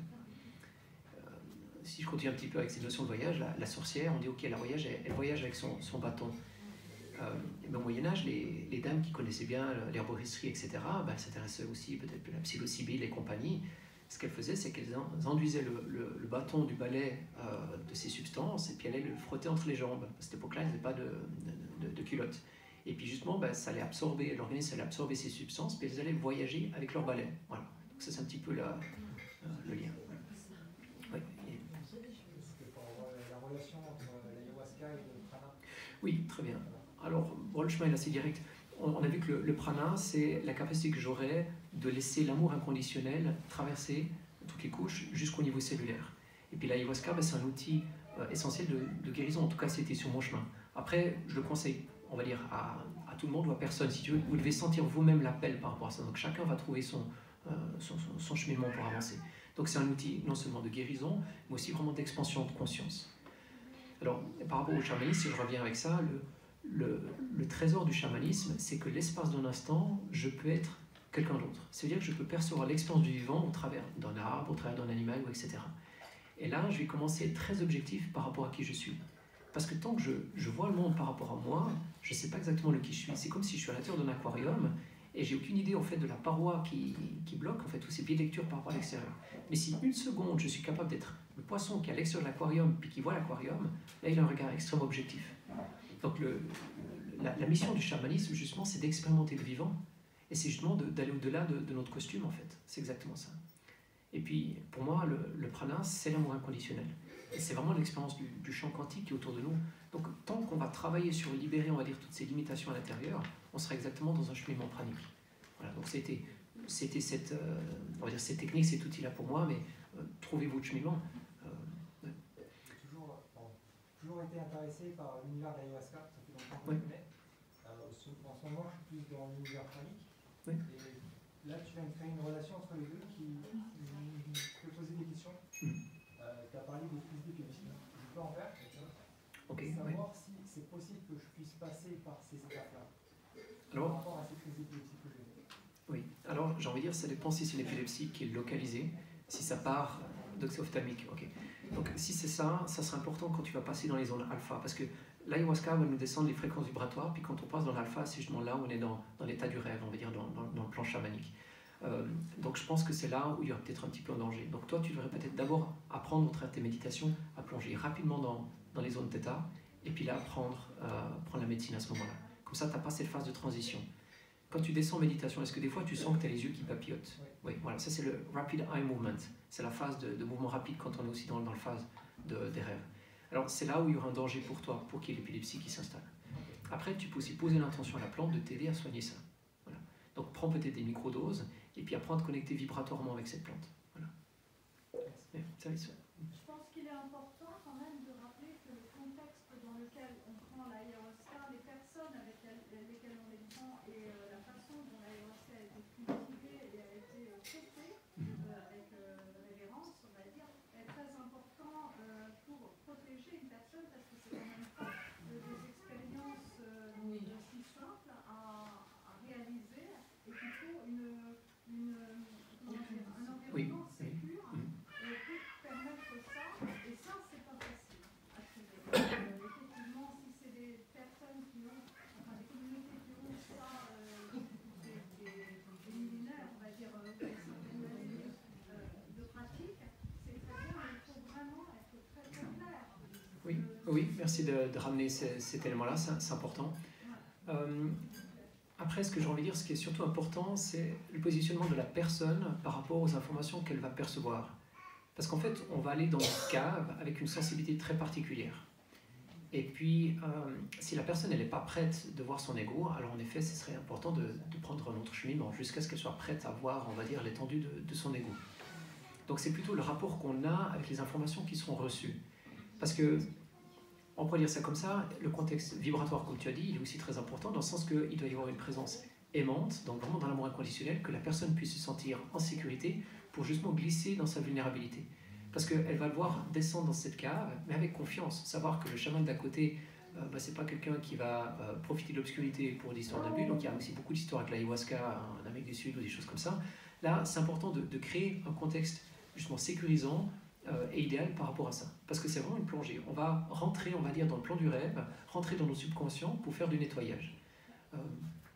Après, tu as parlé justement que ça doit être fait dans une tradition millénaire, etc. etc. Alors moi, je reviens juste de 4 mois de forêt amazonienne, et puis j'étais dans un centre où les gens, ils ont fait rapidement le calcul. Donc la personne qui travaille avec des touristes, et puis avec des cérémonies d'ayahuasca, reçoit 1000 fois plus que quelqu'un qui travaille toute sa journée. Dans le sens que le pauvre péruvien dans la forêt amazonienne ou le shipibo, il va même pas gagner $1 s'il travaille toute sa journée. Quelqu'un qui travaille avec les touristes et puis qu'il arrive pour une cérémonie à avoir des touristes, c'est un facteur 1000 voire 10 000 de différence. Donc sur un certain plan, il y a l'appât du gain qui est devenu tellement fort que c'est facile de mettre des plumes de papagaï sur la tête et puis donner un breuvage qui pousse 30 mètres à côté de leur hutte puis dire voilà, je suis un chaman. Donc à un moment ou l'autre, on doit aussi être responsable, d'être capable de garder son espace vibratoire. Alors justement, c'est ça que je propose aux gens. Soit vous connaissez bien le thérapeute, vous avez confiance dans cette technique, vous avez vu aussi comment ça fonctionne, mais surtout, c'est que vous devez être aussi votre propre chaman. Donc dans les traditions où il donnait l'ayahuasca, il ne le donnait pas au client. En fait, le client, il allait vers le chaman, il avait des soucis de santé quelque part, ou il voulait des informations, le chaman, il entendait la demande, il prenait l'ayahuasca, et c'est lui qui partait en voyage. Donc en fait, c'est les initiés qui prennent l'ayahuasca. Voilà. Donc j'ai envie de dire, tant qu'il n'y a pas cet appel, c'est qu'il n'y a pas, on va dire, cette sécurité par rapport à, j'aimerais dire 2 choses. Connaître le chemin de la source, c'est-à-dire peu importe ce qu'on va voir au travers de la cérémonie, garder la connexion avec l'amour inconditionnel. Comme j'ai dit avant, ce n'est pas le fait de voir un problème qui règle le problème, c'est le fait de le voir avec la compassion. Et c'est là où il y a la transformation. Et puis deuxième aspect, j'ai envie de dire, c'est le rapport qu'on a avec l'information. C'est-à-dire d'avoir eu l'habitude de se désidentifier de son mental et de son émotionnel. Parce qu'il y a des gens qui vont prendre de l'ayahuasca, ils vont être dans une sensibilité particulière, ils vont plonger dans l'émotionnel, et puis toute la cérémonie, ils seront juste en résonance avec la peur, la tristesse, etc. Et ils vont non seulement pas profiter de la cérémonie, mais en plus ils auront l'impression que la plante elle est négative. Alors, vous vous rendez compte, quelque chose qui est du monde végétal, c'est pas négatif, ça n'a pas d'ego. Et au niveau spirituel, il y aura toujours que de la collaboration. C'est juste que nous, on n'a pas été suffisamment responsables ou matures pour gérer ces informations. Voilà. Donc, en effet, le contexte autour, il est fondamental. Oui. La qualité de la personne qui accompagne, ou des personnes qui accompagnent, ce qui est mieux, enfin, selon, mais en l'occurrence, la qualité morale et spirituelle de cette ou ces personnes-là est essentielle. Oui, oui, oui. Très bien. Volontiers. Tout à l'heure, tu as parlé de Darkroom. Oui, oui. Et ça m'intéresserait de savoir, j'imagine que tu as oui, oui, oui. vécu et comment ça se passe. Alors, Darkroom, ça veut dire chambre obscure. Oui. Alors, il y a deux connotations avec ça. Là, c'est la connotation, on va dire, justement, de l'espace, on va dire, de méditation. L'espace réservé pour une dynamique, on va dire, d'élévation de conscience. Alors, il y a Jasmine qui fait régulièrement des darkrooms du côté de la Thaïlande. Donc, elle fait au centre Tao Garden, dans le centre de Mantak Chia, à Chiang Mai. Alors, je suis allé faire le processus, donc c'est une dizaine de jours. C'est une expérience assez fantastique. Et du reste aussi, ce que je fais chez moi. Donc, j'habite du côté de la Suisse, du côté du lac de Mora. Et j'organise, donc je suis thérapeute pendant la semaine. Puis pendant le week-end, j'organise des stages. Alors, ça fait des stages, justement, on a parlé un petit peu de chamanisme, on a parlé aussi de médiumnité, mais aussi surtout d'apprendre à canaliser ses énergies, travailler aussi sur le prana ou d'autres choses. Hier, on a travaillé un petit peu sur le tarot, mais ça fait aussi partie d'un de mes stages. Voilà. Et il y a aussi les darkrooms. Alors, les darkrooms, c'est très particulier parce que, justement, il y a la DMT qui se crée de manière naturelle. Donc, il y a le cerveau qui change aussi son mode de fonctionnement. Et aussi, quand on a l'habitude de ne plus avoir, on va dire, notre attention à l'extérieur, on prend l'habitude d'avoir notre attention à l'intérieur. Comme je vous ai fait l'exemple où je vous ai montré quelque chose, ok, où est-ce que votre attention? Est-ce que c'est toujours une partie de votre attention chez vous ou pas? Et quand on coupe les sens extérieurs, de manière naturelle, on va commencer à explorer les sens intérieurs. Et il y a beaucoup de traditions qui travaillent dans la spiritualité ou dans le chamanisme, qui travaillent aussi justement avec les darkrooms. Donc il y a une tribu en Amérique du Sud où ils vont mettre leurs enfants, on va dire, dans les grottes pendant de nombreuses années pour qu'eux, ils vont développer leur conscience, exacerber un petit peu leur sensibilité énergétique et après être, on va dire, à disposition pour le village en fait. Donc tout le village va investir du temps à amener de la nourriture vers ces personnes dans la grotte et après, en retour, le chaman, l'homme médecine qui est formé, il va aider le village. Et le processus dans l'obscurité, il est très fondamental parce que aussi on ne peut pas fuir. Donc ça fait un petit peu un écho avec les cérémonies d'ayahuasca. On ne peut pas fuir notre ego de la même façon. Parce que dans notre société, on va beaucoup être dans le visuel, puis on va tout de suite se divertir à gauche, à droite. Là, on ne peut pas se divertir, on ne peut pas amener l'énergie à l'extérieur. Donc en fait, s'il y a une programmation importante qui vient, enfin il y a un spam intérieur, c'est simple, je suis obligé de le gérer. Parce que je ne peux pas le fuir. Voilà. Et puis, dans les 3 jours que je propose, c'est du silence pendant ces 3 jours. Donc ça peut être aussi hors de la zone de confort pour certaines personnes. C'est dans l'obscurité complète, donc on ne va pas être capable de voir nos doigts. Donc on va commencer à tâtons, on va dire, créer une cartographie d'abord mentale, puis après l'appliquer, on va dire, à l'espace physique. Puis après, ce qui est intéressant, c'est qu'après le 2e jour, les gens, ils sont tellement, on va dire, dans leur introspection, qu'ils vont commencer à se perdre géographiquement de manière beaucoup plus flagrante. Donc le 1er jour, ils se perdent un petit peu parce qu'ils ne connaissent pas trop l'endroit. Le 2e jour, ils connaissent parfaitement la cartographie. Mais à partir de la fin du 2e jour, ils sont presque perdus systématiquement parce qu'ils sont tellement sur d'autres plans d'existence qu'ils ont un petit peu lâché ça. En fait, ils sont tellement dans une introspection qu'il y a une autre expérience qui s'installe. Et puis après, il y a aussi des visions spontanées qui s'installent justement à cause de la mélatonine qui se transforme en DMT. Alors il y a des gens qui n'avaient pas l'habitude d'avoir des visions, ils ont pu en avoir beaucoup pendant ces moments-là. Et ces visions, c'est toujours des communications avec une nature spirituelle, avec le monde spirituel plus large, ou justement notre subconscient. Donc c'est toujours très très riche. Et puis c'est aussi avec un jeûne. Donc le 1er jour, ça sera qu'avec de l'eau. Le jour du centre, c'est sec. Et puis le 3e jour, c'est aussi qu'avec de l'eau. Alors ça, c'est ce qui est proposé. Après, il y a toujours des fruits qui sont à disposition et il y a toujours des jus qui sont à disposition. Puis je laisse les gens en fait écouter. Je leur propose aussi certaines techniques pour écouter leur corps physique, si le corps a besoin ou pas. Parce que si, on va dire, il y a l'émotionnel qui est en train de s'emballer, là, ce serait une occasion unique de travailler sur la partie émotionnelle qui se réveille à ce moment-là et pas d'aller compenser avec la nourriture physique. Mais si c'est un moment ou l'autre, un processus où le corps physique a besoin d'énergie pour libérer justement des émotions ou autres, là, c'est important aussi d'aller vers la nourriture. Donc là, il y a toute une autre sagesse, on va dire, qui s'installe.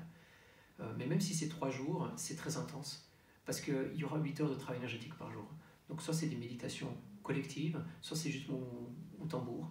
Donc de temps en temps, je partage 2-3 minutes peut-être, on va dire, d'indication, d'informations supplémentaires. Puis après, vraiment, je propose aux gens de faire des voyages en conscience. Ça peut être dans leur passé, ça peut être se connecter à la source, se connecter à des ressources intérieures, etc. Et puis il y aura toujours un petit peu des thématiques associées à ces dark rooms. Donc c'est vraiment des voyages en conscience. Et puis plus la personne va se connecter avec sa DMT, et puis plus il y aura les heures et les heures de tambour qui vont s'accumuler, plus ça sera facile pour la personne de voyager. Il y a des gens, après ces 3 jours, ils ont complètement changé leur expérience de vie, ils ont juste réalisé peut-être qui ils étaient, ou qu'est-ce qu'ils faisaient faux jusqu'à maintenant par rapport à leur quotidien. Il y en a beaucoup qui ont commencé à développer aussi des expériences, on va dire pas paranormales, vraiment des clairsens qui sont activés. Il y en a aussi beaucoup qui ont changé leur alimentation, et là je parle que de 3 jours. Donc là l'idée c'est vraiment que le taux vibratoire il est au maximum, c'est qu'il est vraiment empreint du monde spirituel. Là on parle un petit peu d'ayahuasca, souvent la semaine avant le processus, je me connecte avec tous les participants, et c'est très fréquent que les gens ils ont déjà aussi des purges, donc ils ont vraiment des vomissements qui se passent alors qu'ils n'ont rien géré physiquement. Donc à un moment ou l'autre on va réaliser que la connexion spirituelle elle est largement suffisante. Et là pendant ces 3 jours, l'idée c'est de baigner en permanence dans le monde spirituel. Et les gens ils vont souvent discuter de manière directe avec la source, avec leur guide spirituel ou autre. Les 3 jours sont suffisants pour transformer la mélatonine? Alors, on va dire de manière biologique, souvent ils annoncent après le 3e, 4e jour. Mais moi, ce que j'ai vu, c'est que souvent après le 2e jour, ça se fait déjà. Après, souvent, ce qui arrive déjà à la fin du 1er jour, c'est un petit peu des images stromboscopiques, c'est des flashs de lumière. Et là, on parlait un petit peu du REM, c'est la même chose. C'est vraiment le cerveau qui change son fonctionnement, c'est qu'il commence à s'activer dans les ondes alpha. Alors, quelqu'un qui médite beaucoup, il aura beaucoup moins de fréquences bêta. Ça, c'est plutôt la partie rationnelle. Il sera beaucoup plus dans le mode, on va dire, intuitif. Il sera beaucoup plus, on va dire, en conscience dans l'instant présent. Et justement, après les dark rooms, je suis sûr que si on met un EEG et puis on regarde une moyenne du fonctionnement du cerveau, ça va à chaque fois descendre. Et j'ai envie de dire que l'accès au prana, on pourrait peut-être juste ça résumer qu'un paramètre, c'est une fréquence cérébrale. Quand la personne elle est dans les alpha tranquilles, c'est-à-dire qu'elle est en permanence connectée son subconscient, connectée avec le SEAM, c'est la version de Jung pour dire cette conscience collective, il n'y a plus de résistance. C'est qu'on est perméable, on va dire, à toute cette énergie qui nous traverse à chaque instant. Voilà. Donc ça, c'est, on va dire, une pratique intéressante au niveau électrique du cerveau, au même titre que l'ayahuasca. Est-ce que tu envisages à l'avenir de faire des dark rooms? Alors, non. Je faisais au départ des dark rooms de 5 jours, et puis là, je sentais que des fois, c'était un peu trop intense, soit au niveau du corps, soit des fois ça touche un petit peu trop dans l'émotionnel ou des choses comme ça. Et puis là, ces 3 jours, c'est parfait. Donc les gens, ils peuvent faire des travaux en profondeur tout en restant avec la meilleure fréquence. Là, je fais peut-être juste un parallèle avec le jeûne, et puis tu vas comprendre le pourquoi j'ai résumé à manière à 3 jours. Pour moi, le jeûne, il fait du sens tant que la personne peut être bien avec elle-même. Dès qu'elle commence à perdre la connexion avec son corps émotionnel, puis qu'elle commence à ressentir des émotions intenses, là, en fait, elle va dégager des toxines dans le corps. Et puis au travers du jeûne, en fait, elle va réabsorber dans le corps tout cet émotionnel.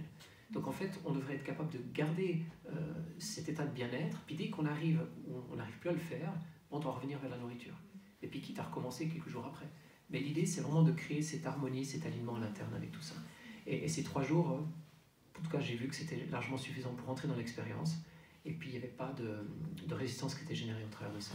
Puis il y avait des gens qui n'avaient jamais fait la méditation, il y a des gens qui n'avaient jamais fait de jeûne, et ce qu'ils étaient très surpris avec ça, c'est que après quelques heures, ils n'avaient plus le sentiment de faim. Parce qu'une fois qu'on est connecté à une certaine fréquence, il n'y a plus l'expérience du manque de. Et puis, le corps, il va être nourri sur un autre plan. Ouais. Donc voilà, il y a des gens qui n'ont jamais fait aucun jeûne.